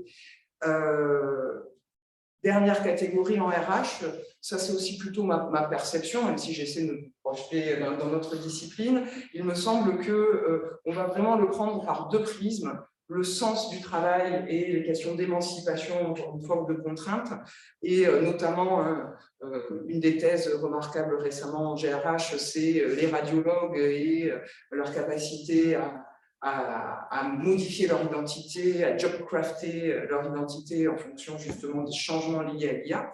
Et on a aussi toutes les questions derrière des émotions et de la santé au travail qui va être en lien avec ces questions-là, donc via les prismes des risques psychosociaux notamment, mais pas uniquement. Et cette question de trouver des conditions d'interaction en pleine santé avec l'IA, c'est une question qui, notamment dans l'industrie 4.0, est en train de devenir comment interagir avec du cluster machining, comment créer de nouveaux imaginaires pour ces catégories de salariés qui, en plus, font plutôt partie des catégories qui ne seront pas augmentées. Ils seront plutôt des catégories remplacées, menacées, et donc comment on arrive à accompagner aussi ces questions-là. Juste une dernière idée, c'est vrai qu'on a vraiment les questionnements communs que j'ai envie de souligner sur le rythme des transformations et les capacités à créer des passerelles. Et nous, vraiment, en GRH, on va s'interroger sur ça. Est-ce qu'on a la possibilité d'accompagner, de créer ces passerelles? Et donc, le rythme des transformations compte beaucoup, mais voilà, on est sur plutôt ce point-là. Oui, donc pour compléter les propos de ma collègue, finalement, on peut résumer qu'il y a deux grands fantasmes, en fait, je pense, en management. Et j'ai aussi proposé un acte de dépassement. Donc, les deux grands fantasmes, c'est l'automation. Donc, c'est le grand remplacement de l'intelligence humaine, et notamment la fin du travail peu qualifié. Donc là, ça revient un peu à ce qu'on a pu dire aussi dans la première partie sur le néo-taylorisme, qui est que de dire, bah voilà, si le travail humain résiste, puisque même avec l'algorithme il résiste, on va essayer de le remplacer. Donc, moi, j'ai un peu des doutes sur la manière dont l'algorithme peut effectivement réduire les incertitudes liées au travail humain, vous avez pu le comprendre. Et c'est dans cette idée-là d'automation qu'on se pose la question en GRH aussi sur quelles sont les compétences du futur pour les travailleurs, notamment sur la créativité comme compétence possible. Mais je pense que ce mythe, ce fantasme, il a pu être un peu discuté, alors avec un regard un peu interdisciplinaire aussi, avec les travaux aussi en sociologie, d'Antonio Casilli notamment, sur le digital labor, qui montre qu'en fait, derrière l'IA, loin d'avoir des robots automatisés, en fait, on attend toujours les robots, c'est le titre du livre d'Antonio Casilli, qui dit qu'en fait, il y a toujours besoin du travail humain déjà pour lire la machine. Et puis en fait, ce qui se passe sur les plateformes, c'est aussi une preuve que loin d'avoir une automation ou un remplacement du travail peu qualifié, en fait, il y en a encore plus, quelque part. Donc finalement, maintenant, en GRH, on a peut-être plus cette dualité entre un travail peu qualifié, mais étroitement contrôlé par les algorithmes, pas uniquement dans les plateformes, et aussi des articles qui parlent de ce qui se passe dans les entrepôts Amazon Warehouse, par exemple. Et puis de l'autre côté, donc le deuxième fantasme, qui est celui du manager augmenté dont parlait justement Eve, et donc le fait, cette fois-ci, que l'algorithme puisse, enfin l'IA en tout cas, puisse augmenter donc, la puissance intellectuelle humaine, donc un côté en remplacement et puis côté augmentation de la puissance. Notamment dans la prise de décision, donc comment est-ce que l'IA permet de mieux appréhender la complexité du monde réel pour sélectionner les candidats à l'embauche, pour faire de l'évaluation des performances. Et donc il y a un auteur, je pense qu'il est très très connu, très en France, et puis aussi très populaire auprès des entreprises, qui est Cécile Dejoux, qui est professeur au CNAM, qui travaille sur cette question-là. Et puis là aussi, peut-être qu'il y a aussi des nuances sur, voilà, est-ce que augmente la puissance de décision du manager, c'est censé être vers des décisions qui sont plus objectives, et finalement, on voit qu'il y a aussi une résurgence, une proposition et donc, une proposition de dépassement, et là, je fais référence à un article qui est très très récent, sorti, je pense, il y a moins d'un mois, un article de Sharwood et Guénoé, qui montre en fait qu'une manière de dépasser ces fantasmes, c'est d'avoir une approche par les paradoxes.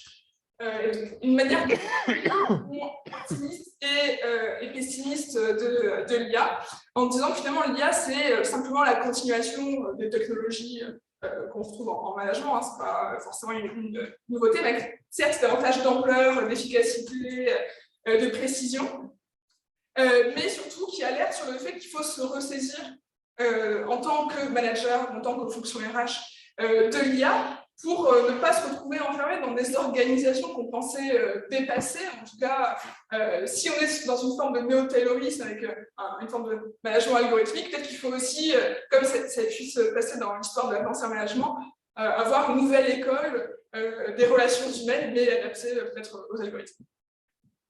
Merci beaucoup, Sophia. Je me donne la parole à moi-même pour le droit. Alors, je vais faire presque un coming out juridique. Je suis en crise. Je déteste de plus en plus les juristes. Irina, je t'aime. Irina Paraskiova et Godefroy, je t'aime aussi. Hein, voilà. Donc, nous aime tous les deux. Bon. Mais oui, on t'aime aussi, Jean-Sylvestre. Et merci, Irina. Ça, je le sais. Ça, je le sais. Voilà. Je dis toujours que le prochain article que je fais pour des mélanges, c'est pourquoi je n'aime pas les juristes. Voilà. Bon, après, je ferai pourquoi je n'aime plus le Gredeg, mais bon, on a le temps encore. Hein. On a largement le temps. Bon, alors, je ne vais pas vous parler des juristes en général, parce que je n'ai pas assez travaillé sur ce sujet, que, encore une fois, je remplace Caroline au pied levé. J'aurais dû demander à Godefroy de nous faire ce travail. J'ai pensé que ce serait bien de prendre un point de vue très situé, à la fois dans le temps et par les acteurs qui parlent, sur leur a priori sur l'IA, donc un type de juriste dans un contexte donné. Vous savez que le droit est quand même une discipline qui n'est pas universelle, ce qui explique que nous n'avons pas de revue rankée. Je fais passer des messages subliminaux à l'équipe, parce que c'est très difficile de faire du droit avec une géographie totale. Il y a des branches du droit où on le fait, mais ce n'est quand même pas la donne générale. Et donc, on est quand même obligé en droit de tout contextualiser, et donc je vais répondre comme ça. Alors pour ça, j'ai eu l'idée, sans être un spécialiste, et Godefroy, si je dis une bêtise, j'ai prié de me le dire élégamment, je te prie, mais de me le dire quand même. J'ai eu l'idée de vous dire, de montrer comment une institution, la Cour de cassation française, donc la juridiction supérieure de l'ordre judiciaire, s'est saisie du sujet à propos de la diffusion des données décisionnelles, c'est-à-dire en gros des décisions de justice, suite à la volonté du gouvernement, même du Parlement, de mettre sous open data, en accès libre, un nombre de plus en plus important de décisions de justice.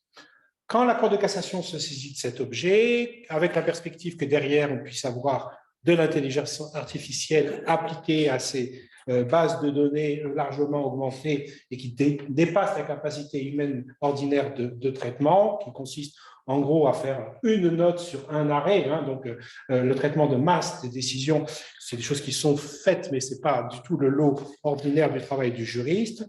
Eh bien, cette Cour de cassation s'est saisie a demandé à des chercheurs, à des universitaires essentiellement, pas que, à un groupe de travail, de travailler sur la manière d'appréhender cette perspective d'archives ouvertes sur un nombre étendu de décisions. Quand la Cour de cassation demande ce travail-là à des universitaires, elle le fait en tant que Cour de cassation. Et la Cour de cassation, c'est quoi? C'est une institution qui est censée garantir l'unité de la jurisprudence, donc des décisions de justice sur un thème donné en France, éviter que la justice soit rendue différemment entre Nice et Grasse, par exemple. En réalité, elle est rendue différemment, mais le mythe, c'est qu'on a une Cour de cassation qui, en gros, donne la lumière. Et la Cour de cassation, c'est important que je le précise en entrée d'explication, elle le fait par un moyen, notamment, qui y en a plusieurs, mais qui est celui de la sélection des décisions qu'elle publie et la hiérarchisation des décisions qu'elle publie, c'est-à-dire qu'elle explique qu'il y a des arrêts importants et des arrêts qui ne le sont pas, des arrêts qui méritent une publication et des arrêts qui ne le méritent pas. Avec la volonté d'Open Data, elle a été obligée d'ouvrir tous ces arrêts Et le deuxième front pour elle, ça a été qu'est-ce que je fais des décisions des juges inférieurs.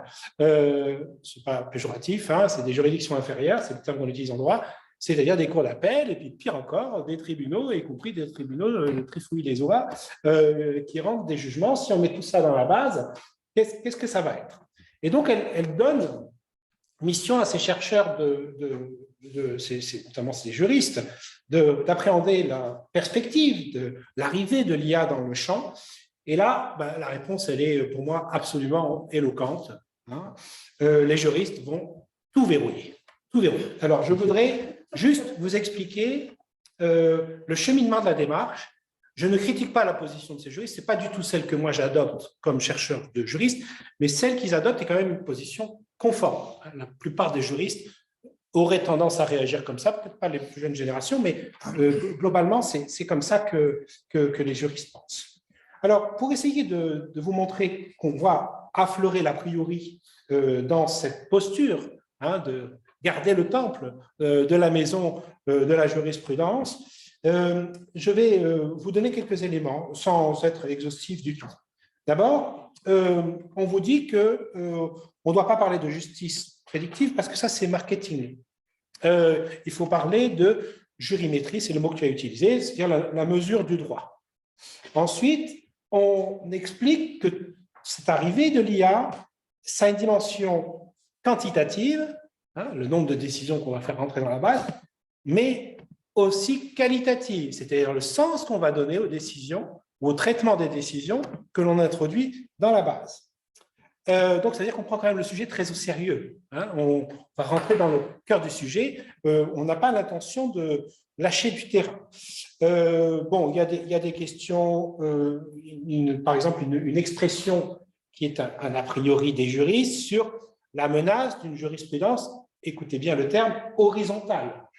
Une jurisprudence horizontale, c'est le contraire d'une jurisprudence verticale. La jurisprudence, c'est l'ensemble des décisions sur une question donnée. Donc, la jurisprudence verticale, c'est la Cour de cassation qui tient la boutique et qui vous dit licenciement sans cause réelle et sérieuse, je le traite comme ceci ou comme cela. Bon, maintenant, c'est très encadré par la loi, mais peu importe. Et puis, j'en fais, hop, une case et on n'a plus qu'à reproduire la case. Ça, c'est du vertical. L'horizontal, c'est qu'on va avoir des juges qui ont des idées, qui font parfois n'importe quoi. On fait aussi parfois n'importe quoi à la Cour de cassation et c'est enregistré, etc., etc. Donc, peu importe, hein, mais il y a cette idée que là, on perd la maîtrise. Hein, voilà. Donc, il voit bien comment il voit le problème. Alors, ils vont traiter par différentes propositions, recommandations, sans entrer dans le détail. Je vais donner quelques éléments de langage. Le sous-titre des recommandations, c'est éviter l'indifférenciation des décisions de justice. Donc, c'est je suis assis dans mon siège avec mon hermine. Moi, je suis capable de savoir quelle est la bonne décision et la mauvaise décision, celle qui dit le droit et celle qui dit n'importe quoi. Si vous mettez tout à égalité, des petits juges, des grands juges, des petites décisions, des grandes décisions, vous les indifférenciez et bref, vous ne savez pas de quoi vous parlez, vous êtes incapable de restituer le droit tel qu'il est. Vous voyez, donc on voit bien la posture. Ensuite, je prends d'autres éléments de langage qui me semblent tout à fait intéressants. La Cour de cassation donc, tient à garder son rôle de filtre, en quelque sorte de hiérarchisation de la jurisprudence. Donc ça veut dire qu'on ne veut pas qu'il y ait un autre outil de hiérarchisation qui existe, et donc notamment l'outil de l'intelligence artificielle.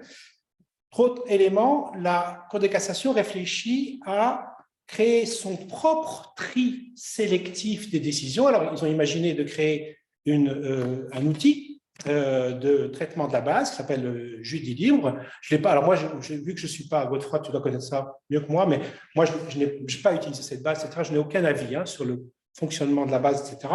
Mais ils ont dit, on va créer l'outil nous-mêmes. Ça ne veut pas dire qu'ils ont un monopole, mais quand même, ils investissent le champ pour créer un outil parce qu'ils ne veulent pas que d'autres créent l'outil. Et là, je vais vous dire quelque chose en termes d'analyse des a priori. Ça veut dire que là, le droit se pense comme son propre a priori. C'est-à-dire qu'on lui met l'IA. On pourrait dire, bon, l'IA, c'est de traiter des masses de décisions. On va donc donner à des informaticiens, au sens large, le soin de définir des outils par le dialogue, mais peu importe, définir des outils qui vont être capables de traiter de la masse de décisions. Et là, et ensuite, on a des résultats. Là, ils disent, non, c'est nous qui allons d'abord faire le tri. On va mettre dans la base ce que l'on veut bien mettre. On va séparer le bon grain de l'ivraie. On va mettre ce qui est à mettre dans la base. Et ensuite, vous ferez tourner vos petits jeux de justice pseudo-prédictive, mais avec un terrain de jeu qui est déjà fortement encadré par le droit. Donc, ça veut dire que le droit ne veut pas être celui qui suit, celui qui est la conclusion du processus. Ils veulent se placer en amont du processus. Et j'ai une formule et qui est importante, parce qu'elle, de point de vue sur la réflexion sur les a priori, elle veut être son propre a priori. Elle ne veut pas d'a priori, autre que le sien. Donc, elle refuse tout ce qui est extérieur à son monde. C'est clairement affiché. Et puis alors après, ça continue comme ça. Par exemple, on dit conférer une place dans la motivation des décisions de justice à la citation de décisions antérieures. Ça, c'est quoi? Ça veut dire qu'on crée un système autoréférencé. Ça se pratique beaucoup en droit, donc fermé par définition, puisque ça vous parle bien. Et puis, on finit par la cohérence. On en appelle à la cohérence du tout. Il faut la plus grande cohérence entre les décisions des juridictions du fond. Donc, il semble bien qu'ils sont obligés d'ouvrir les vannes pour les décisions des juridictions du fond. Mais il faut la plus grande cohérence. Quand un juriste parle de cohérence, ça veut dire qu'il parle de clôture. Ça veut dire qu'en réalité, il ferme. Ce n'est pas du tout qu'il pense les choses de manière esthétiquement ordonnée, c'est qu'il pense les choses en termes je fais sortir de mes constructions toute hypothèse qui me contrarie. Et comme ça, c'est le théorème de Gödel appliqué au droit, si on accepte cette image. Et comme ça, je suis cohérent avec moi-même, puisque j'ai viré tout ce qui me dérangeait. En gros, et je suis en accord avec moi-même, ce qui est un peu l'état d'esprit que j'ai dans la direction adjointe de cela. Et, ça faisait longtemps. Alors, quand même, à la toute fin, ils se disent, là, on est quand même vraiment... Ils sont entre eux, hein. Tout ça, c'est un travail entre juristes. Ils disent on va un peu ouvrir. Ils voudraient quand même encourager la recherche relative aux décisions rendues par les juridictions du fond. Voilà, ça, c'est une façon de se dire on n'est quand même pas complètement fermé, quoi. Vous voyez, on est ouvert, puisque il va falloir penser ce nouvel objet qui est la décision des juridictions du fond. Voilà, je ne sais pas un travail approfondi que j'ai fourni, je reconnais, je ne suis pas un expert de ces domaines, mais vous voyez bien que rien qu'en prenant cet exemple, et dans le travail que je mène plus largement sur les a priori, je me nourris à la fois de choses très ordinaires. Un article de presse me permet de construire des choses sur l'a priori, comme une étude scientifique approfondie sur qu'est-ce que sont les précompréhensions. Là, j'ai quelque chose de sérieux qui est un rapport, et bien les a priori, ils sont partout. Et quand même, l'idée du fantasme du juriste, c'est qu'il va être son propre a priori. C'est son fantasme. Et donc, il va arriver à dominer l'IA qui va placer en second rang et non pas en premier rang pour faire entrer le traitement des décisions sur la base. Voilà, je vous remercie. Donc, ne m'applaudissez pas parce qu'on n'applaudit personne. Je sais que vous avez envie, là. Vous avez envie, mais... Bon, allez, j'arrête. On a fini avec le nous. Est-ce que vous voulez... On sera plus court sur le il, hein. Vous serez d'accord? Il faut qu'on arrête absolument à midi. On ouvre la discussion avec la salle. La discussion avec Jean-Luc. La discussion avec Jean-Luc. Dans la salle. Jean-Luc, tu veux discuter? Oui. Ah, Je voudrais faire deux observations. Non, une observation et une question. L'observation, c'est sur la question de rapport entre le travail qualifié et non qualifié. Moi, je me suis intéressé à ce qui s'est passé aux États-Unis en cette matière, avec la désindustrialisation liée à la globalisation, etc. Or, ce qui est impressionnant, c'est que des travailleurs qui avaient des qualifications relativement importantes dans l'industrie, en réalité, ils vont basculer vers des emplois peu qualifiés parce qu'ils n'ont pas les qualifications supérieures et surtout, ils n'ont pas les moyens d'acquérir cette qualification supérieure, moyens financiers, ni le temps. Et donc, c'est un des aspects du dualisme. Et du coup, dans ce dualisme, vous avez des gens qui vont gagner beaucoup d'argent, qui sont bien placés. Je ne parle pas des 0,1%, je parle de ceux qui sont dans ce domaine, mais qui gagnent des salaires importants, et dont la demande va s'adresser à des activités qui vont requérir des travaux peu qualifiés. Typiquement, je veux dire, les chauffeurs Uber ou certaines formes de restauration de luxe, etc., ça fait appel en réalité à des gens qui sont peu payés, peu qualifiés, et d'une certaine manière, ça oriente la technologie. Et je pense que vis-à-vis de l'intelligence artificielle, on peut se poser cette question. Et puis, ma question, c'est aux juristes. Je vais me demander si l'intelligence artificielle, une question totalement ouverte, n'est pas en train de modifier la hiérarchie des sources de droit.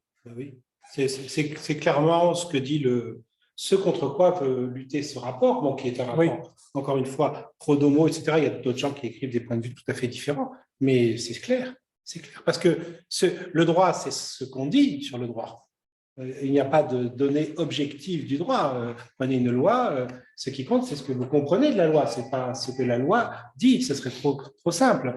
Et donc, à partir du moment où on change d'outil pour nous dire ce que le droit dit, ben, on change le droit, c'est absolument certain.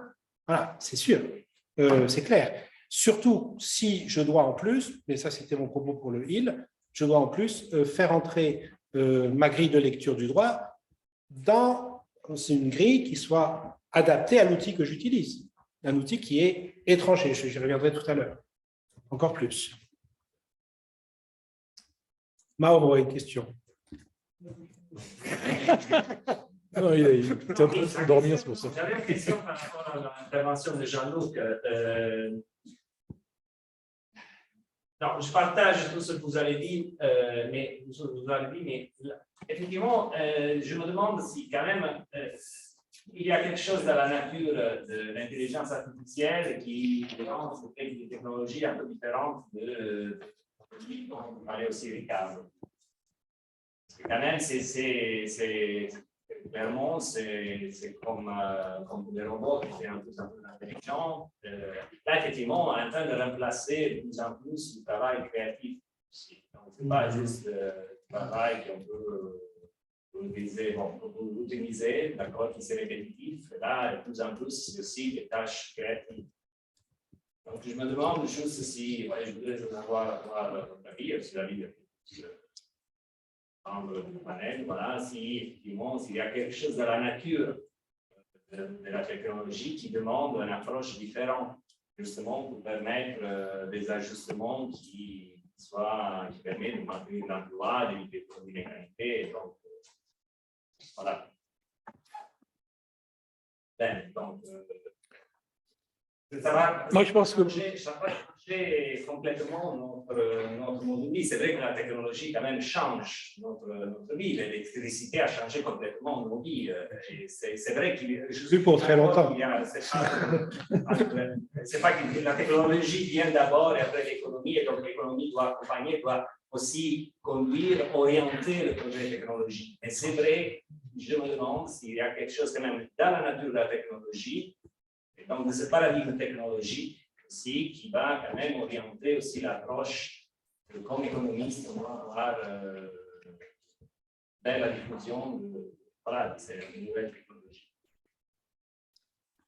Moi, je pense que la question est pertinente, mais quand on fait de l'analyse, on part d'une situation dans laquelle l'économie s'adapte à la technologie. Et donc, j'ai voulu tordre le bâton dans l'autre sens. Et bon, mais ça ne veut pas dire qu'effectivement, j'ignore complètement qu'il y a ce que vous dites sur l'électricité, mais ça peut dire sur toute une série de choses, modifie notre façon de vivre. Hein, mais on ne peut pas tout embrasser. C'est pour ça qu'il y a plusieurs disciplines. Gérald ? Je pense que ce n'est pas dans la nature même de la technologie. C'est-à-dire que c'est très difficile d'essentialiser des technologies. Il faut regarder surtout ce qu'on en fait, quoi. Avec un effet dystopique qui est celui du décalage entre le court terme et le long terme. C'est-à-dire que les effets, on les connaît à long terme. À long terme, on galère un peu. Donc, c'est le premier point que je voulais avancer. Le deuxième, c'est que je pense que collectivement, il y a une question qui ressort, c'est y a-t-il des effets spécifiques de cette famille de technologies, donc appuyées sur un certain type de savoir scientifique, sur l'emploi, sur la réalisation du travail, etc. Ça, je pense que c'est vraiment une vraie question auquel on doit s'atteler collectivement. Et le dernier point que je voulais avancer, c'est qu'il me semble qu'on est tous à la même enseigne, c'est-à-dire qu'on s'aperçoit que l'intelligence artificielle, ce n'est pas un objet de recherche. C'est-à-dire qu'on doit le construire, chacun dans nos je pense à une intervention d'hier qui disait bah oui, ça ne renvoie pas à une catégorie statistique, etc. Donc, ça renvoie à quoi? Un facteur de production, je pense au capital immatériel aussi par certains côtés. Un exemple hyper précis dans le domaine de la radiologie, justement.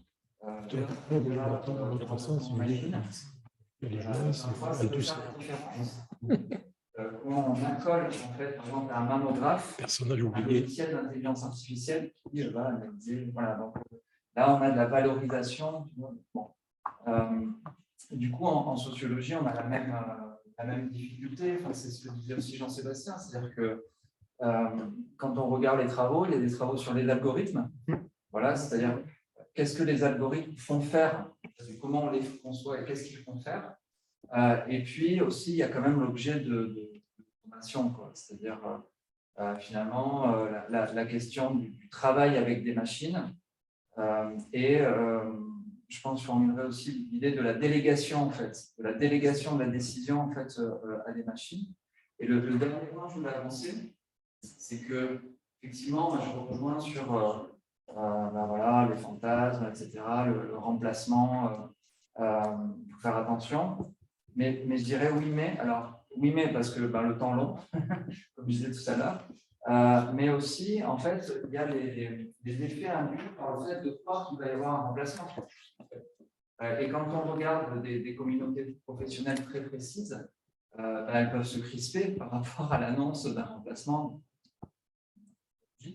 Ce n'est pas des effets performatifs au sens où le remplacement ne se fait pas, mais c'est des effets, en fait, par exemple, sur le choix de la discipline en médecine, etc. Donc, il y a ça. Donc, moi, j'aurais tendance à dire il y a un triptyque. C'est-à-dire il y a remplacement, mais bon, il faut faire attention, le long terme, le fantasme, tout ça.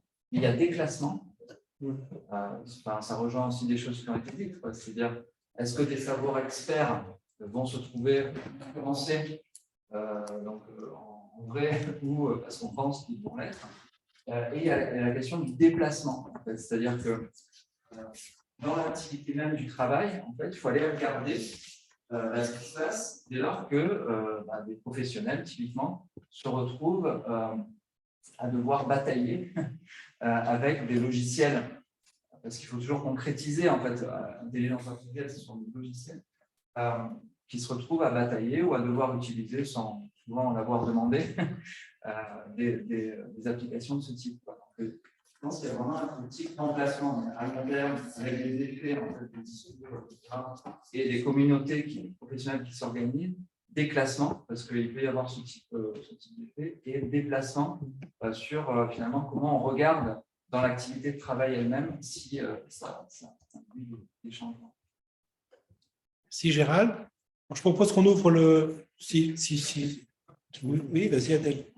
Moi, 3 remarques sur la complémentarité. Moi, ce qui me gêne, en fait, dans la manière dont on aborde le sujet, c'est qu'on isole l'IA de tout son écosystème. Et son écosystème, c'est l'ensemble des autres technologies.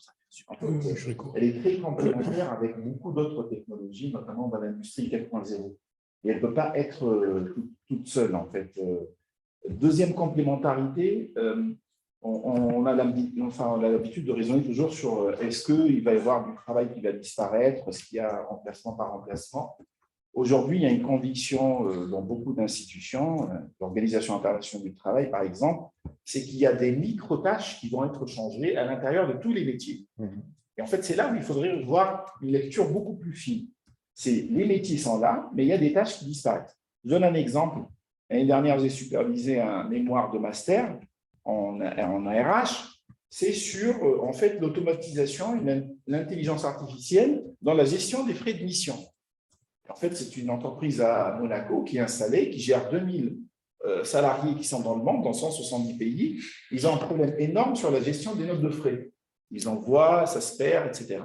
Ils ont mis un système et en fait, là, c'est devenu… Alors, du coup, la gestion des notes de frais disparaît de la RRH. En fait, elle disparaît. Mais elle est remplacée par autre chose et c'est la complémentarité à bâtir, en fait, à l'intérieur. Troisième complémentarité, et là, c'est la remarque de Jean-Luc sur le paradoxe de la productivité. Ma lecture, notre lecture, celle de Greenan, de Mérès, de beaucoup, c'est que ces technologies ne peuvent produire de performance qu'à partir du moment où elles sont accompagnées par des nouvelles pratiques organisationnelles. C'est le changement organisationnel. Si on adopte en fait ces technologies, il n'y a pas de changement d'organisation. Au contraire, ça peut réduire la productivité même, décroître la productivité. Et je pense que c'est sur l'enjeu de l'IA, c'est avec quelle pratique organisationnelle on va l'accompagner. Et ça, on a une grande question. On ne sait pas. Pour l'instant, on l'introduit, mais on ne change rien dans l'organisation. Merci Adèle d'avoir ramassé le propos et d'avoir fait dialoguer les différents éléments qui ont été mis sur la table en discussion. Je vous propose d'ouvrir le troisième temps qui va être beaucoup plus court. On va tous faire un effort. Alors, je vais me mettre dans l'ordre. On avait dit que ce serait moi qui parlerai en premier. Je vais vous essayer de donner l'exemple. Donc, il s'agit là de faire un dernier effort et d'essayer de parler des a priori des autres. Ça peut être un individu, ça peut être une autre discipline, ça peut être l'ensemble des autres disciplines. Bon, évidemment, en peu de temps, on ne peut pas dire tout ça à la fois. J'ai fait le choix de parler comme juriste de ce que pour moi sont les a priori des computer scientists, pour les avoir un peu fréquentés, et je ne prétends pas avoir raison. J'ai mes propres a priori sur les a priori des autres, on est tous d'accord. Et je voudrais juste faire le jeu de les énoncer très rapidement et de vous dire la manière dont je peux ou non les recevoir comme juriste, les intégrer à mon approche ou si c'est vraiment totalement étranger. La première a priori qui me semble, encore une fois, de manière naïve, présent chez les computer scientists, c'est quand même l'idée que l'intelligence artificielle, offre une puissance de calcul supérieure à celle de l'homme, plus fort, plus rapide, et permet d'accéder à une certaine neutralité. Le deuxième a priori que je vois, c'est que tout peut être transformé en données, et qu'à partir du moment où on transforme tout en données, on mouline tous les datas sont moulinés par des outils d'intelligence artificielle et on en tire in fine des informations. Troisième a priori qui me paraît dominant, c'est que le but de l'opération, c'est quand même de produire des modèles standards reproductibles, c'est-à-dire des cas de figure, on parlait comme ça en droit, qui sont reproductibles et donc qui peuvent être parfaitement assimilés et intégrés au machine learning du processus. Alors, si je prends ces trois entrées, je ne peux pas dire que… Alors, il y a des juristes qui vont vous tout rejeter. Bon, je suis un juriste très ouvert, donc j'essaye de faire l'effort de comprendre l'autre. Oui, on peut, par exemple, faire de la recherche computationnelle en droit. Et donc, on peut utiliser des outils, des méthodes de calcul qui permettent de traiter des grosses masses de textes, d'où on va sortir des informations dont on n'est pas capable de traiter par une intelligence humaine ou avec un temps qui serait beaucoup plus long. Oui, on peut transformer une partie du droit en données. Bien sûr, il y a, par exemple, le chiffre présent, le nombre est présent dans le monde du droit. Donc, ne serait-ce que pour prendre cet exemple, il y en a d'autres. On peut. Oui, il y a des standards en droit. Le droit fabrique ses propres standards, ses cases. On est dans la case, on a tel régime. On n'est pas dans la case, on est dans une autre case, on a un autre régime. Donc, on fonctionne bien comme ça. La difficulté qui me paraît évidente, c'est que le droit ne peut pas être que ça. C'est impossible d'enfermer la réalité juridique dans ce que je perçois de manière naïve, ignorante, de l'intelligence artificielle. Et si vous ramenez un processus juridique entier, processus de décision, hier Caroline nous parlait des allocations sociales, si vous prenez un processus que vous traitez entièrement, forcément que vous êtes à côté de la plaque. Parce que le droit n'est pas que question de calcul, évidemment, parce que le droit ne peut pas être ramené à des données. Il y a une dimension argumentative dans le droit qui échappe à la formalisation des datas et que le droit n'est pas qu'une succession de modèles. On a des cas atypiques, on a des cas à cheval sur plusieurs cases. On appelle ce que les Américains appellent les rare cases, cases, hein, les cas rares. Donc, on a toute une série d'hypothèses où ça ne marche pas et elles sont très nombreuses. Donc, oui, il y a à apprendre, mais remettre l'objet droit entre les mains de ces trois a priori, si on accepte de considérer qu'ils puissent exister, ben c'est pure folie. Voilà, c'est clairement pure folie et ça amène aux excès que notamment Caroline dénonçait hier. Comme vous voulez, pour la suite. Essayez d'être très court. Très court, ça va un peu rejoindre ce qu'on vient de dire. Alors, on peut poser la question effectivement des a priori que d'autres disciplines ou d'autres personnes ont sur l'IA.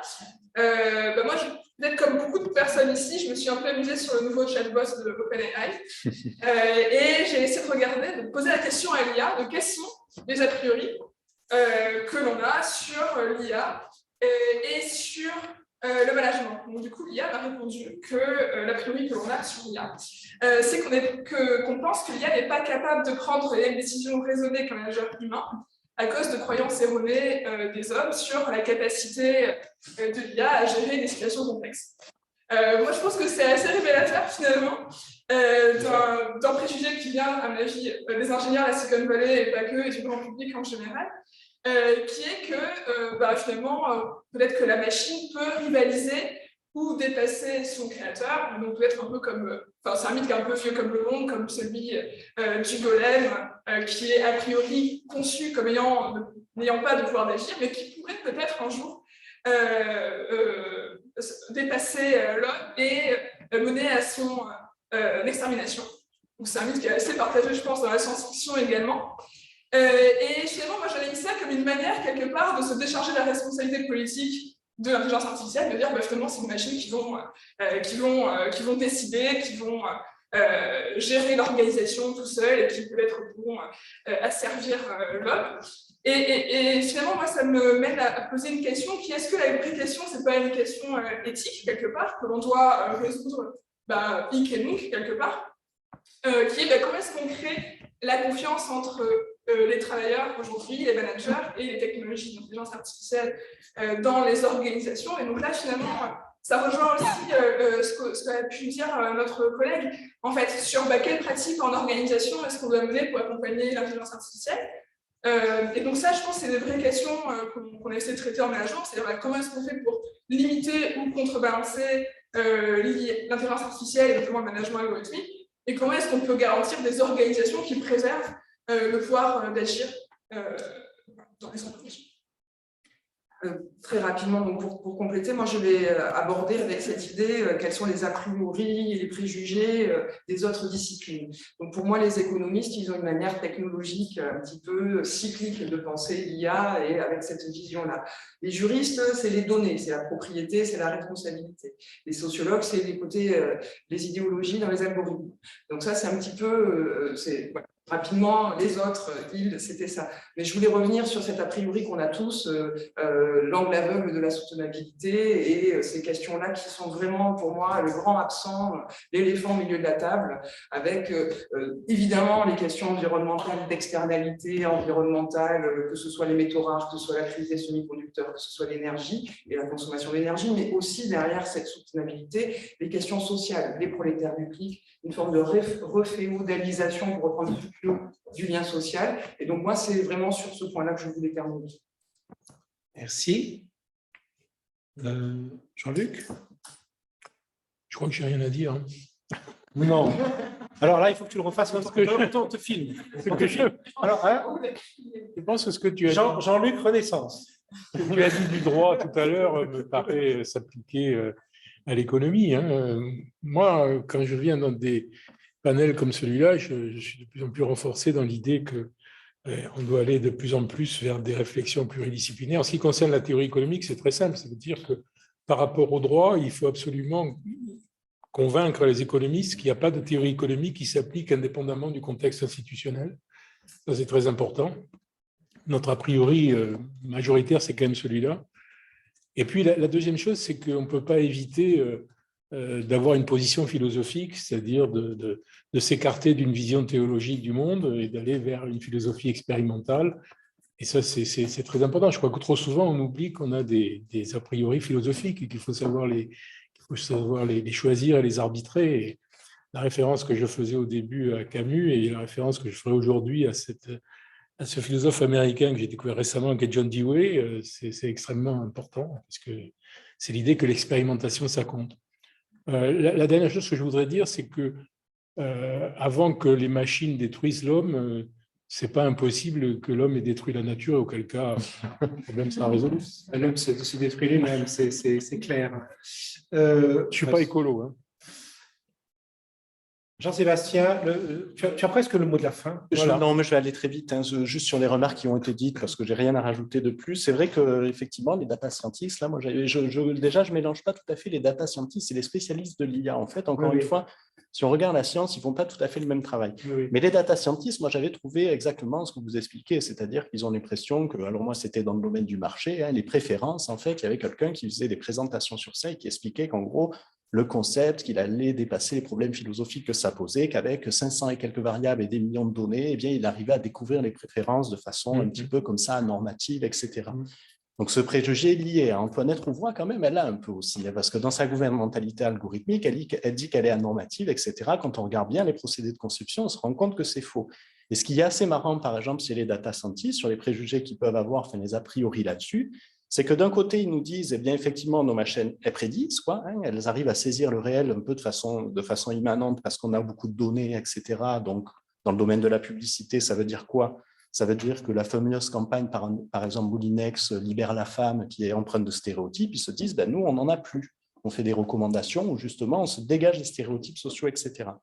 Aujourd'hui, déjà, on sait que ce n'est pas vrai, parce qu'il y a beaucoup de biais dans les données. Et en plus, quand on regarde leurs pratiques ordinaires, qu'on leur demande, bon, comment vous faites? Eux-mêmes, ils montrent bien qu'en fait, il y a tout un tas de décisions qu'ils prennent qui reposent sur des a priori, justement. Et ils appellent ça, et je pense qu'ils ont raison à juste titre, ils disent c'est la compétence métier. Du coup, qu'en plus, leur travail, normalement, doit se faire dans l'articulation, un peu comme vous l'expliquez avec le droit, là, entre des experts métiers qui ont la compétence.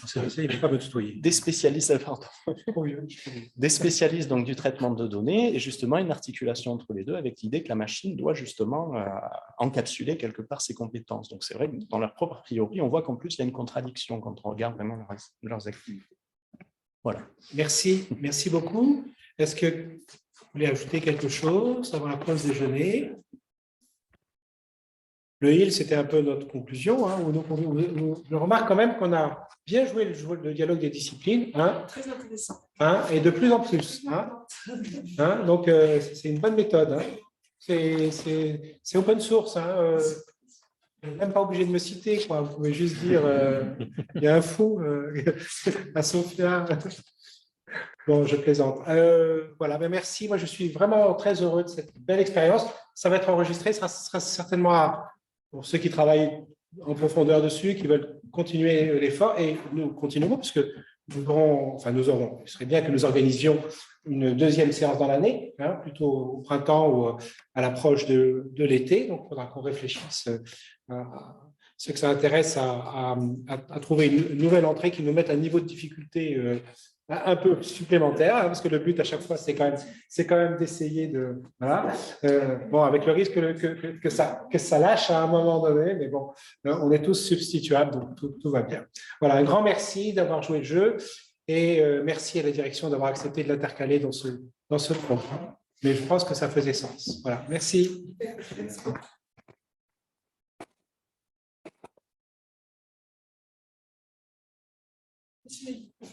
Alors, au revoir tout le monde.